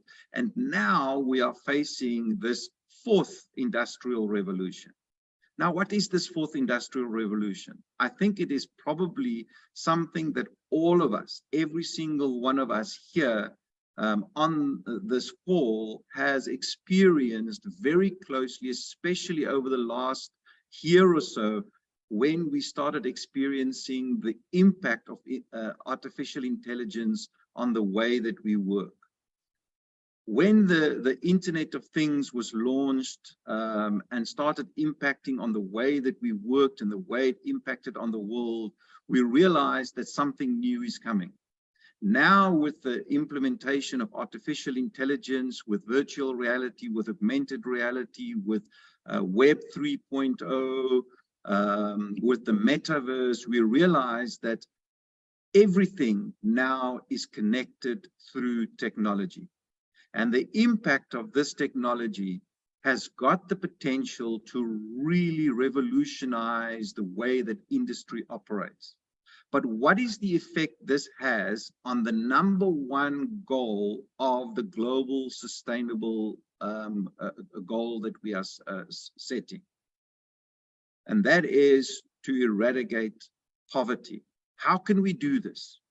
We heard some of the other speakers talk about unemployment, upskilling. The World Economic Forum projected that by 2025, about 50% of all current employees in the workplace would have to be upskilled or reskilled in order to make a meaningful contribution to the workplace. What are these skills that people would need in order to be employed so that we can really attack unemployment head on? The skills that people need are digital, media, IT-based digital skills. The skills that are currently overtaking the world, like artificial intelligence, Web 3.0. There's a big fear that comes up these days where people say, will my job be taken by artificial intelligence? Will my job be threatened? Is artificial intelligence or the new technologies that are being rolled out around the world going to be a threat to global employment? My argument is, no, it won't be. And I'm going to make a very short case for this, and then I'm going to offer some solution. My case that I'm making and the counter argument that I'm putting forward is that the traditional jobs that exist within the workplace today are not going to be replaced by artificial intelligence, by Web 3.0, by the metaverse, by augmented reality, virtual reality, or the new technologies that are being developed. Jobs are going to be taken by people that know how to implement and use these technologies and integrate them in order to solve the problems that the world is facing today, whether it is agricultural, whether it is in the manufacturing industry, and the fourth industrial revolution. So it's about how you upskill yourself and how you make yourself ready to be able to be employed in this new world that is coming. And it's not just coming, it's already here. We are living the new world right now. It's not something of the future, it's something of the present. It is in our reality right now. So if we look globally, like I said, over the last number of years, people have had big fears about unemployment and then growing number of unemployment globally. From my home country, where I'm from in South Africa, the youth unemployment is sitting at about 60% of the population of the youth being unemployed. You can just imagine the impact that that has on the economy and on the morale of young people trying to join the workforce. However, I do believe that there is a solution. And the solution lies within what is referred to as the creative economy. The creative economy is the ability to use new technologies and to use creative media skills in order to create revenue and income and employment. The creative economy is a term that was started in about 2000s, the early 2000s, and people started realizing that there is an alternative to the traditional economic activities around the world.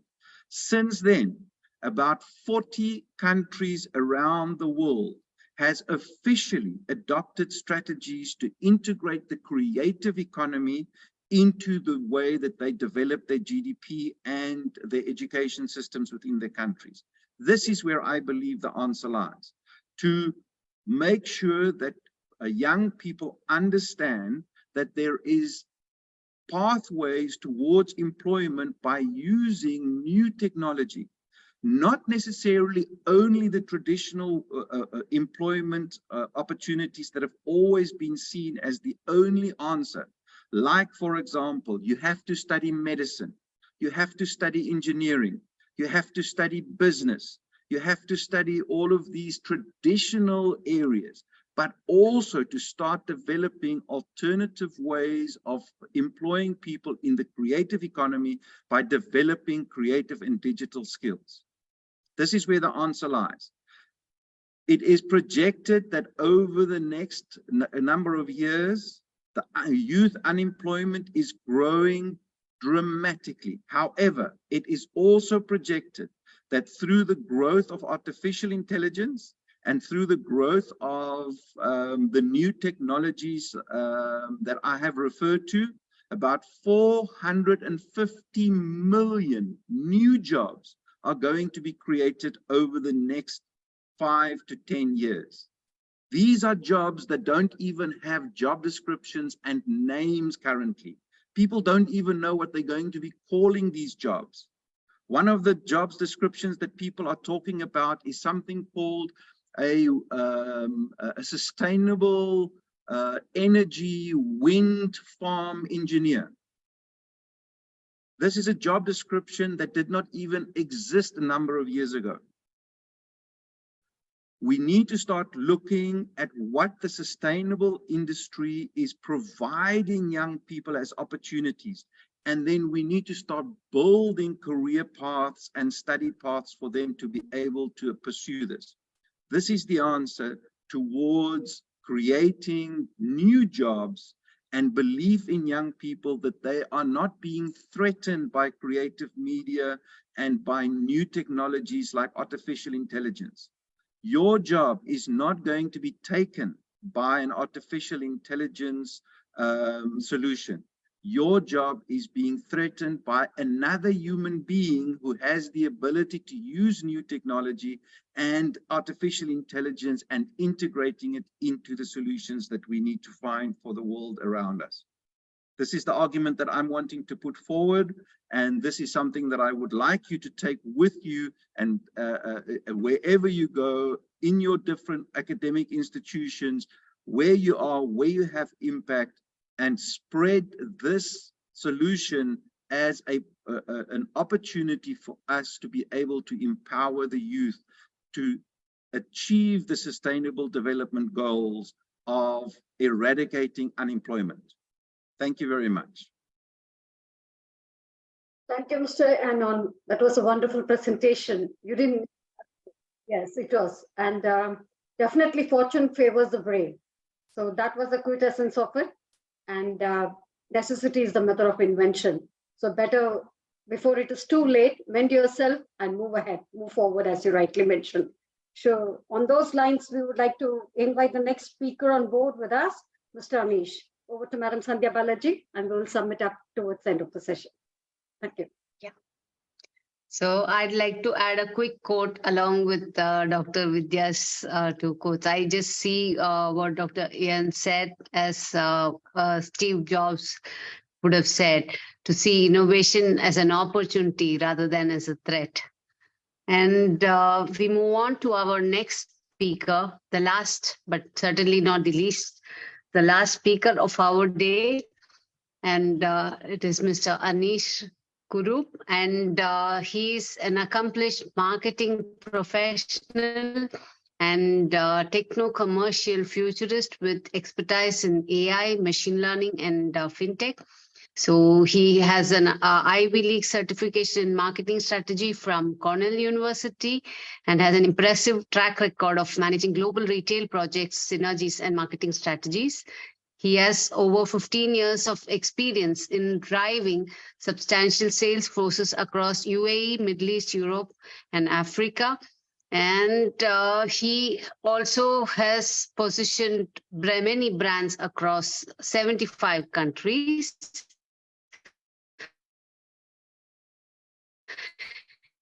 And there are lots and lots of things to say about his career. Has taken him to over 60 countries, where he has delivered keynote speeches to more than 50 global conferences and exhibitions. He's also trained many professionals in B2B and B2C sales and marketing, and conducted workshops for banks, insurance companies, and other major industries. Apart from English and 3 Indian languages, he's also fluent in Urdu and Arabic. And he also contributes to mentoring many startups and also to blockchain projects. So welcome, sir. Looking forward to your inputs. Thank you so much. I really appreciate that wonderful welcome that I got. I think I should summarize my LinkedIn profile better. The reason is because consultants like us get opportunities depend on how elaborate your profile and portfolio is. So I would like to take with where our former speaker elaborately mentioned about how there are millions of jobs going to be created without a JD or without a title. That's so true in today's world. Why? Because of late, I started to even give job titles to my daughters in my house. I have 2 lovely daughters. One of them I call as Chief Mischief Officer. So we can do all the pranks and we can play all the pranks. So that's a title which I've given up to my residents. So moving over, see, I'll give you a typical story about how there are a lot of examples sitting right in front of us. We know about what Kodak is. We know what happened to Polaroid. We know about how all these different entities today cease to exist. I'll talk about an industry in itself. That is just companies. We are talking about industry in itself.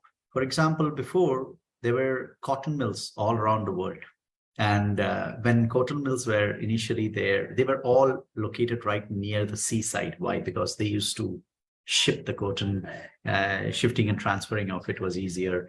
And they used to take days and weeks to make something like a 10,000 meter long thread. And steam engine was something which came out for what? Steam engine was something that came out for, it was one of the industrial revolution. It came out for empowering your locomotion. That means moving of goods and transport from point A to point B. And from horse-driven carriages to steam engines.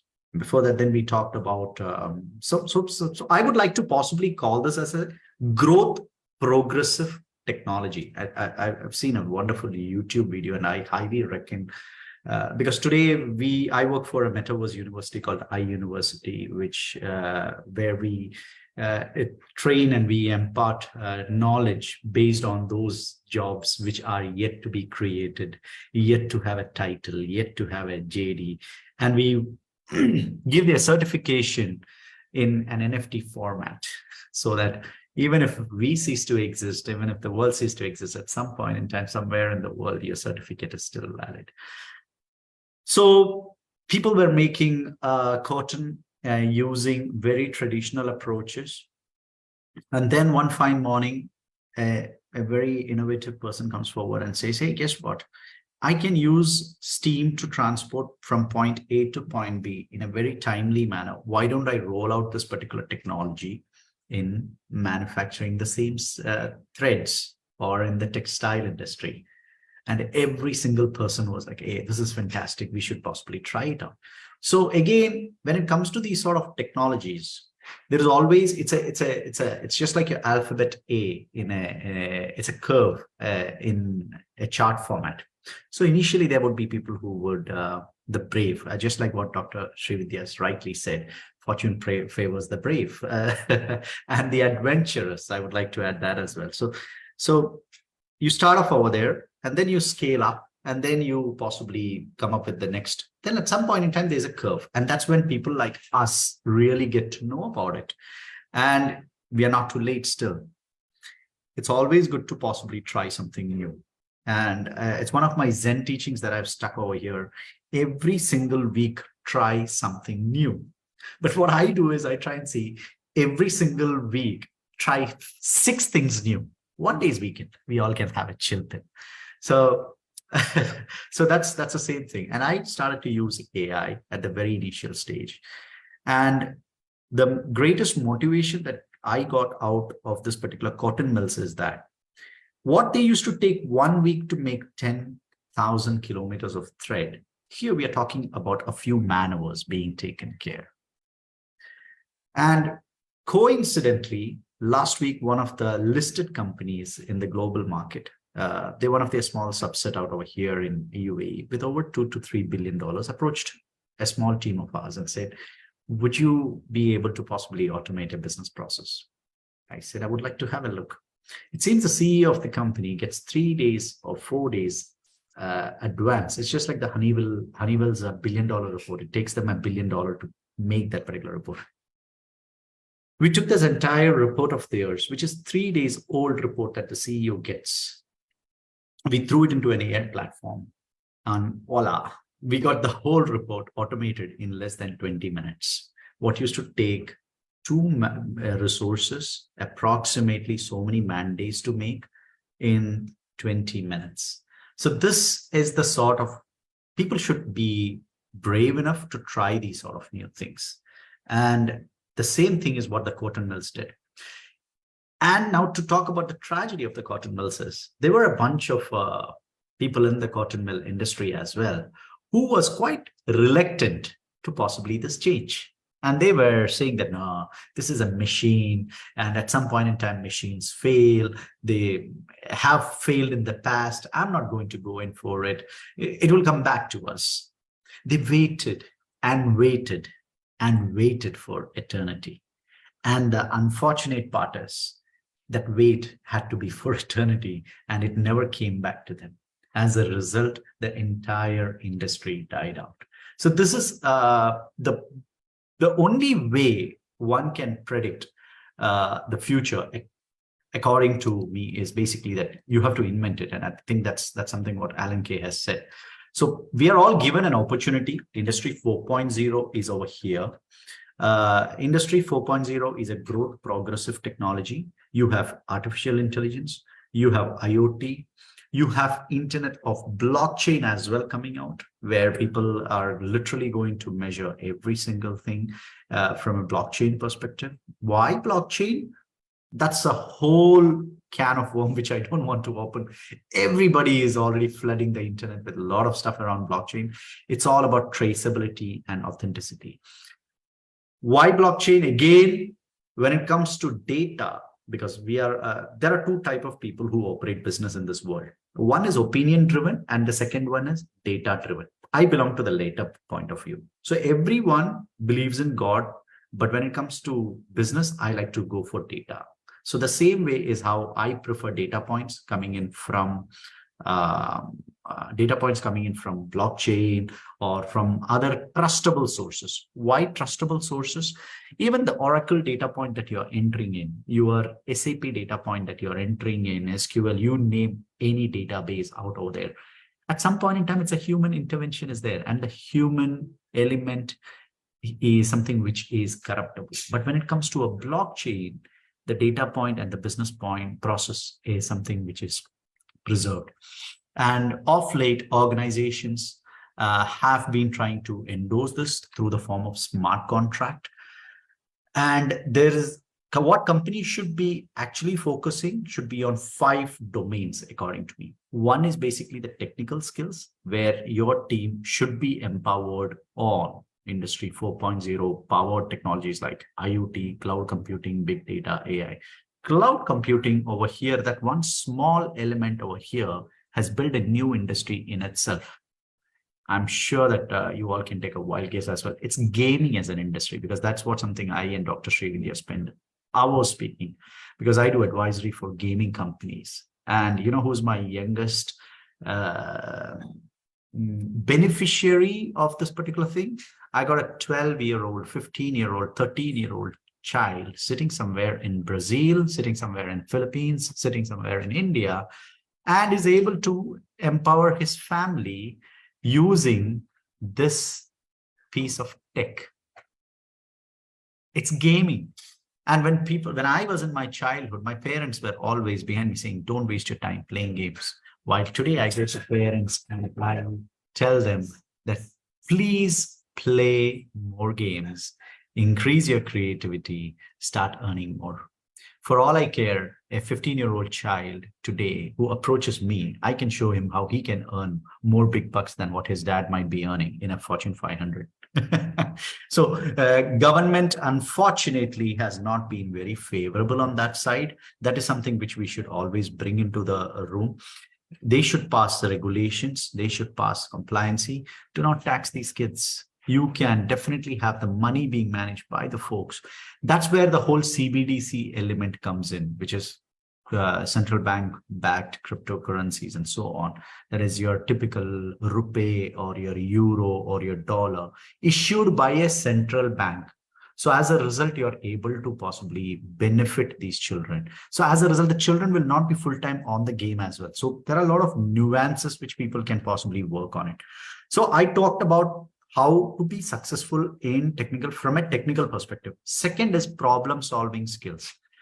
The first key parameter out over here is anyone and everyone who has first identified a problem is a winner of this game.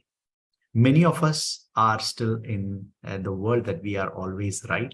It need not be the case. You can go back to your department heads and identify the shortcomings. So problem solving is a critical parameter. Third is the people skills, or I would like to call it as collaboration. Look at us. We all come from at least 10, 15 countries in different parts of the world. And we are yet able to sit upon a common forum like this. And we are able to discuss this. That is a typical collaboration. We are talking about this. Fourth is a leadership skill.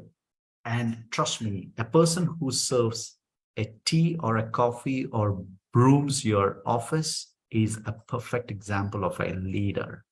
I'll give you an example that always motivates me, actually. John F. Kennedy was once visiting NASA, and everything was prepared out over there for the man's landing on moon. You got Armstrong, you got all of it.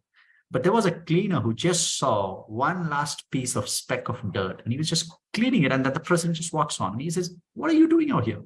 to the janitor. And take a wild guess, what did the janitor say? He said, "I'm a part of a team who's trying to put a man on the moon, President." And people were taken aback. That's the sort of leadership skills. Everyone should collaborate on that front. And last but not least, we should learn from the crocodiles. How did animals come into this whole conversation? So that actually talks, crocodiles are animals that existed even before dinosaurs did. Crocodiles still exist today on this planet. Why? It's just because they were able to move into the water while the dinosaurs decided to brave out over there. No wonder we say that dinosaurs are stupid. So same way, if we are not able to adapt, trust me, it's like there's a very famous saying in stock market, you can rally all what you want, but if the market is against you, you just adapt into it and move on. The market is always right. Technology is always right. Growth is always right. It's all about you want to weather it, or do you want to possibly be smart and live with it. So this is where I would like to possibly part my few words. I really appreciate I have got this lovely opportunity. So if we can foster these 4 to 5 skills that I have said, forget the story piece, but again, the key bullets are, I'll just read it out: technical skills, problem solving skills, people or collaboration skills, leadership skills, and adaptability. Progressive technologies, be it steam engine, be it your assembly lines by the Ford, who came, assembly lines were first used for cars. And tell me which all industry started to use it. The textile industry started to use it. The meat industry started to use it. You name. So it's not necessary that something which is designed or invented for a purpose cannot be used for something else. You can use the same technology for multiple industries. And today AI is here, blockchain is here. Trust me, 1 year from now, there are over 8,000 AI tools available right now in the market, where I have been personally part of at least 15 to 20 tools creation. And ChatGPT is just the tip, the micro tip of the iceberg. There are technologies which I have been working over the last 2 months. You can throw in anything and it can come out with things that are beyond your comprehension, things that are beyond your comprehension. Trust me, you enjoy a YouTube video, you enjoy a podcast. Trust me, you don't have the luxury of time. Before, we used to take time to read these books. I still enjoy reading my books, I still enjoy my books. But again, that's for people who got time. But now people are so busy that they are listening to podcast. And you know what I do? I have no time for podcast. I just throw it into my AI piece of technology, and it summarizes 1, 2, 3, 4, 5. And that's all what I need to know. If there is an interesting story inside, I can say narrate the story piece alone, and it just narrates it. So today, as I said, over 8,000 to 10,000. 1 year from now, when we sit, I would not be surprised. There would be at least 50,000 such technologies coming out. And we are still at the entry level of this piece of technology. There were CEOs who hired secretaries to send a reply for an email, and they were not ready to learn what an email is. And trust me, they don't need to make a CV because they have lost even that skill, and they are still looking for a job in some retirement home. I've seen them as well. So I thank Dr. Srividhya and the patient audience who have been able to possibly listen to what I say. And last but not least, I'm here on behalf of University, which is a metaverse university, because we are getting ready. I know the metaverse is still far away from reality and far from being available, but we got the university set up for this particular purpose, because we know that JDs will come. Without JD, jobs will come. Without title, jobs will come. So keep giving fancy names to your colleagues, fancy names to your family members, and trust me, that's the best way to create a new JD. Thank you.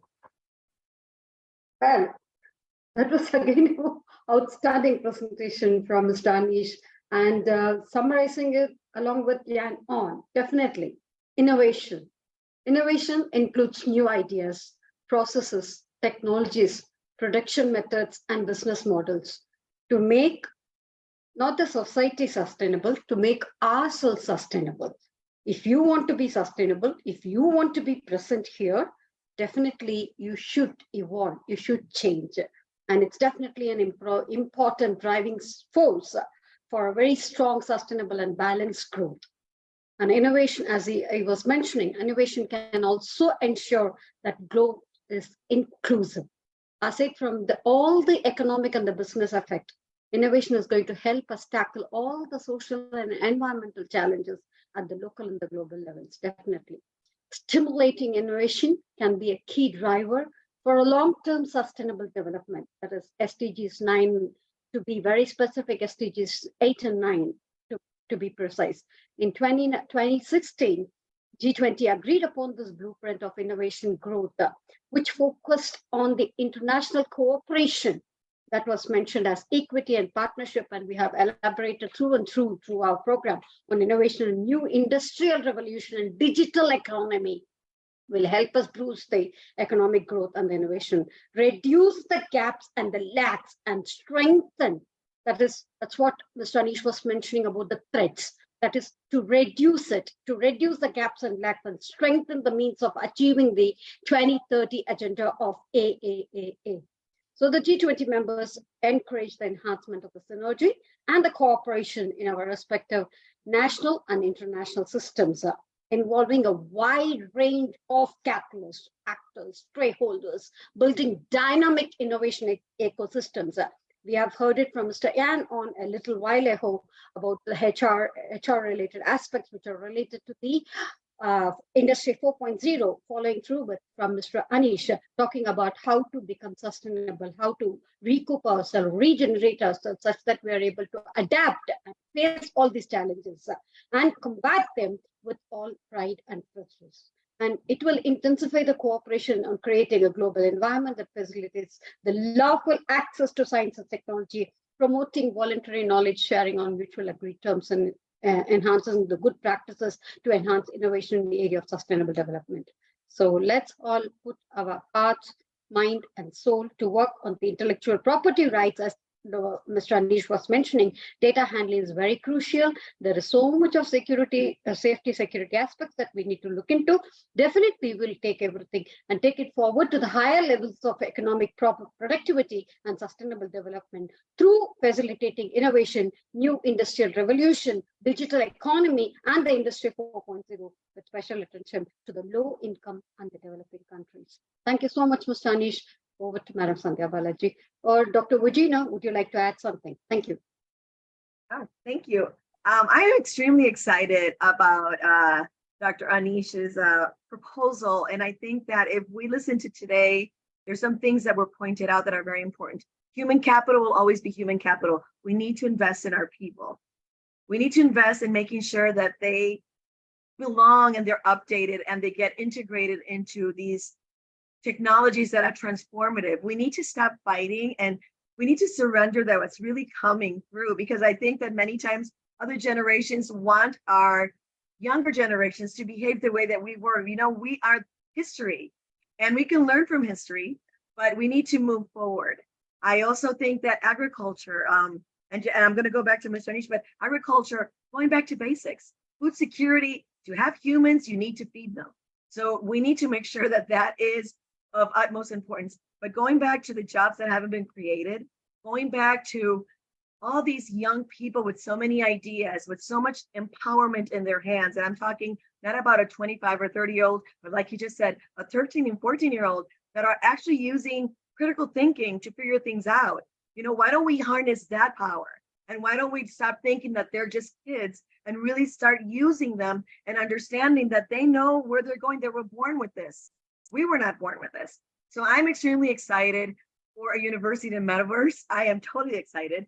I think that IIU is there, you know, and the fact that we're all here on an IIU platform really is the example of that. So I was very excited about the entire day today, and the fact that we ended with this note saying we need to move, we need to be updated, we need to really surrender to what's coming, not think that it's bad. On the contrary, embrace it, you know, and really keep what's human.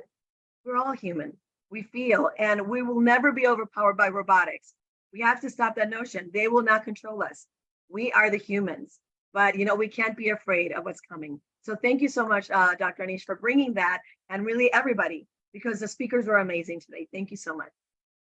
I just like to take 30 seconds, not more than that, Dr. Srividhya, with your permission. Thank you so much, Dr. Virginia. Not just ma'am, anyone out of here would like to possibly think about teaching or training something that you're really passionate about, just feel free to reach out to Dr. Srividhya. She'll give you my contact details. And I'm uber excited to possibly see how you could add a lot of value to our Metaverse University. And just like how we talked about the 13-year-old and the 14-year-old, we have a lot of lazy old people who have been working for the last 40 years, 45 years, rich experience. And take a wild guess what we do with them. We bring them as advisors onto different projects, which are started by the youngsters, so that they don't repeat the mistakes that their predecessors have done, and they are still able to add a lot more value. Because what do you do after 60, 65? Are you going to be a hermit living in some mountain? No, definitely no. You still have a big role to play. Indra Nooyi is now conducting master classes.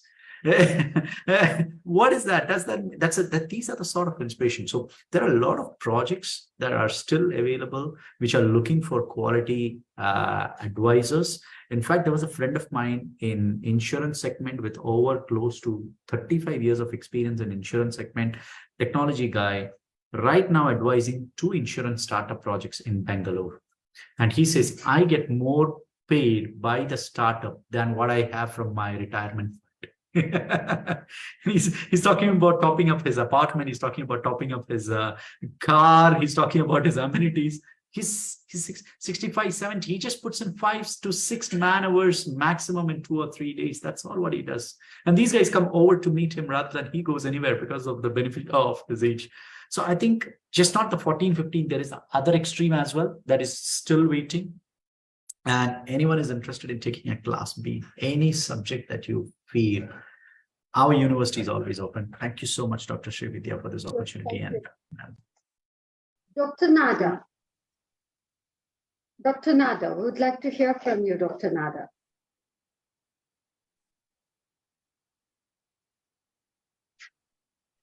What to say from the starting, this G20 summit, like all till now, were really great.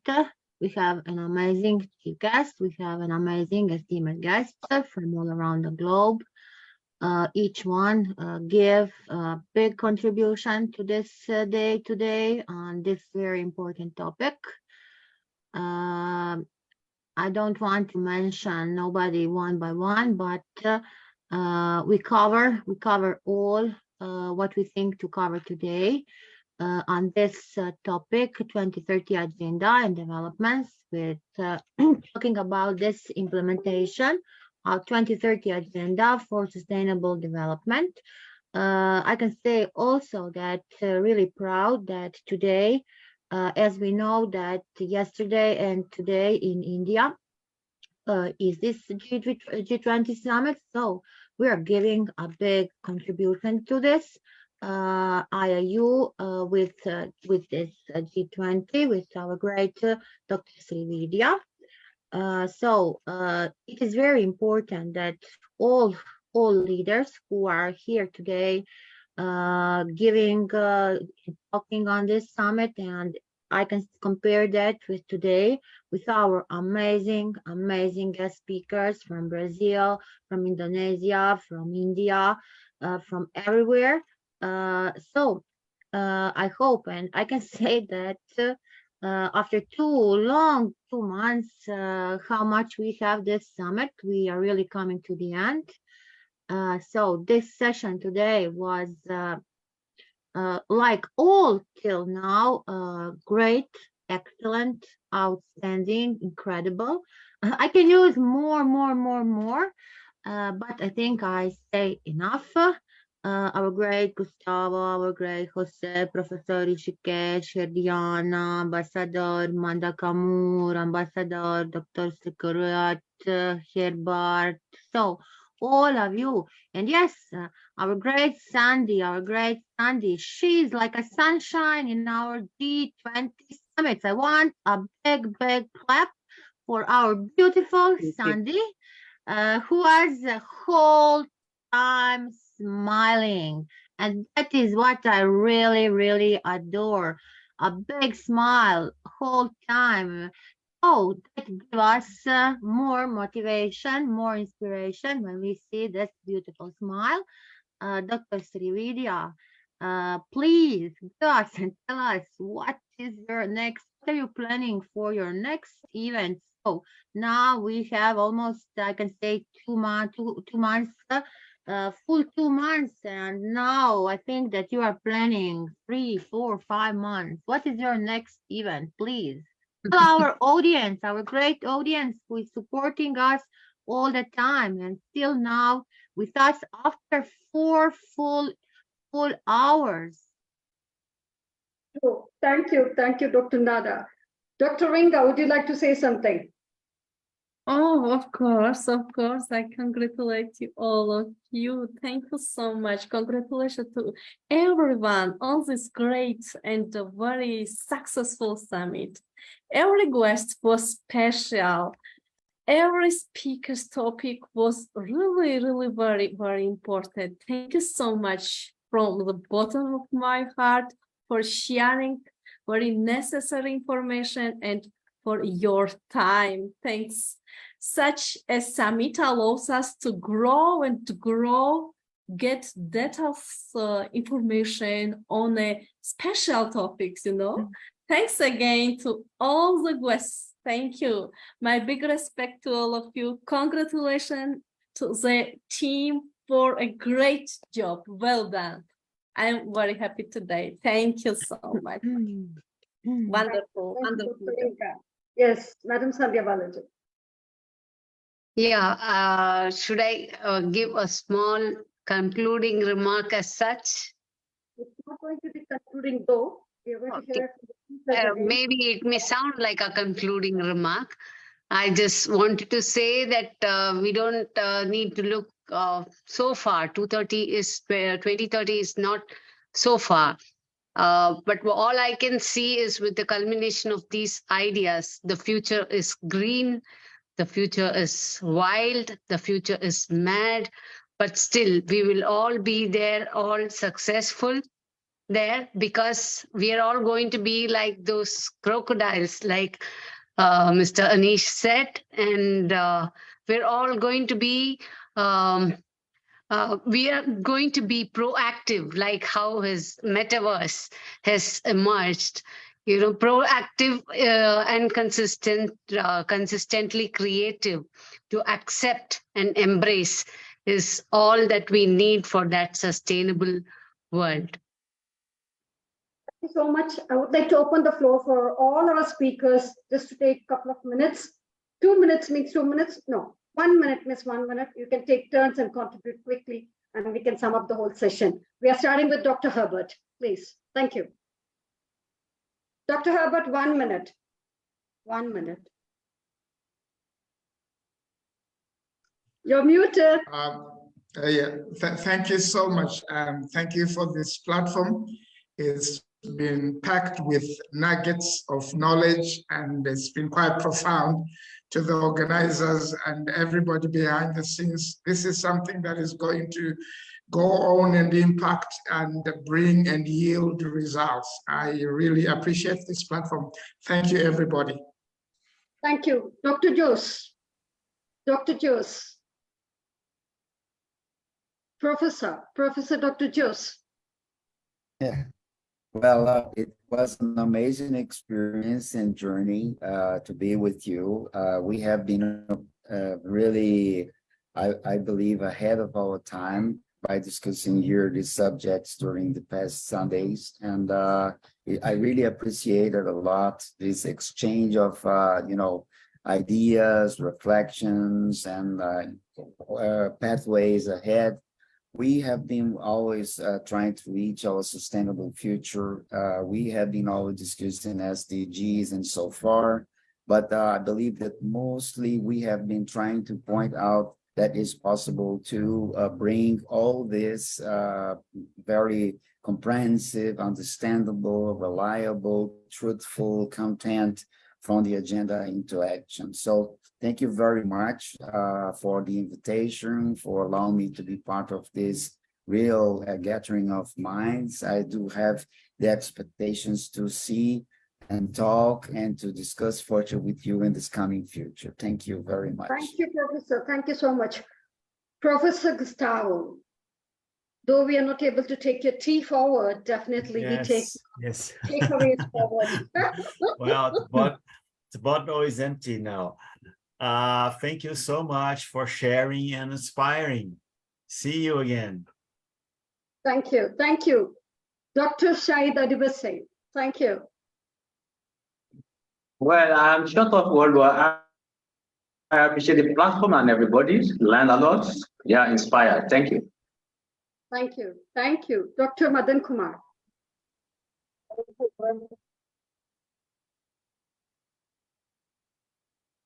Okay, we lost him there, sorry. Though he waited for long, and definitely I'm sure that we are going to take it forward with Arjun. Moving ahead, Ms. Ruchi Shukla. Muted. You're muted, dear. Sorry. Thank you so much for this wonderful opportunity. You guys have been doing a great work, and it's been a great experience listening to a lot of speakers speaking on different topics, but all moving to one path, sustainable development. Thank you so much.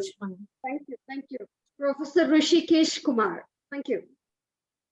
Thank you so much. Really, I was enjoying and I was listening all the main personality, and they always sharing their own domain. Really, I've learned a lot of things, I'll tell you, and really I like Mr. Anish sir was explaining about metaverse. Really appreciate you, sir. Reason being, I'm an academician. I teach MBA grads, right, sir? And again, I agree with you. Reason being, we talk about PPT, we talk about some case study, right? But in this competitive world, if you want to be in a one position, or if you want to be in a first position, we should try to adapt the technology, right? Without technology, we cannot survive. That is a fact, what I believe, right? So I'm trying to learn something. Really, it was great evening. Tomorrow morning, 9 sharp, 8:30 a.m. I have to be in the college. And still I'm trying to accept what you all are discussing. So it was beautiful evening, and really it was great. And thank you so much, my dear friend Nada and Inga ma'am. Okay, really, and I appreciate both, anchor. I think big clap for both anchors. Really, you have done a fantabulous work, and you really. It's very Professor difficult to be. What do you think about the crocodiles? Please, your opinion. You hear what we about the crocodiles. I really want to hear what you think. What, Nana? The crocodiles. We'll discuss later on. Right now, we'll discuss later in next meeting. We should discuss this. We should discuss this because I did a crocodile workshop in 2018 for Barclays, NatWest, and Lloyds, 3 major banks out in UK in London FinTech Week. And I said, you guys are going to cease to exist in less than 5 years. Your retail banking is going to be shredded. And I just, and they paid me a very hefty sum to do the training. And I just don't want to say, take what happened after that. They took the training classes. They did not do anything. It sounds very dangerous. Professor Rishikar, we will not do that training. I'm sorry, Dr. All should adapt. We all should adapt. I'm sorry, if I can just interrupt, Mr. Anish. Crocodile is an amphibian which can live on land and sea, both land and water. So it's quite adaptable. It can combat any kind of challenges. And moreover, it has evolved through the generations. It was the first generation which had come from the humankind, and it still lives with us today as salamanders and lizards at home. So that's what Mr. Anish was mentioning. All about adaptive leadership, what I think, Mr. Anish, right? Nothing remains changed, but all only about, change. yeah, Nothing it's all about remains adaptive leadership. We should accept it, what's going on in the market, right? Otherwise, in this competitive world, we can't survive. Really appreciate you, Anish. Yeah, really. Thank you. So if you're sustainable, you have to become a crocodile. I've already. Everyone in this room should be a crocodile. Yes. Everyone should be a crocodile. And for your upgrade, reach out to Dr. Srividhya, courtesy Dr. Srividhya. I'm uber excited because there are a lot of people who come across over 2,000, 3,000 trainings. I visit universities like University of Technology, Bahrain. They literally invite me to come and train people on these sort of things. I'm happy to possibly do that. I'm not doing it for money. I'm just doing it because there's a whole group of people who would get wiped out. And I feel bad for those people. I really don't want them to be wiped out. They have phenomenal amount of knowledge. It's all about moving it from here to a newer place. And then they are live, their business is open, So respected Anish, we are waiting you. You are welcome. We want to have that training. Hadiana, if you're there, we could see you there. We would like to hear you say what? Yes, I'm still here. So thank you so much to all speakers. I have learned a lot from this session, and I do really Your camera is turned, Hadiana. Yes, I turned off the camera because I just turned off the light in here because there is some electricity problem.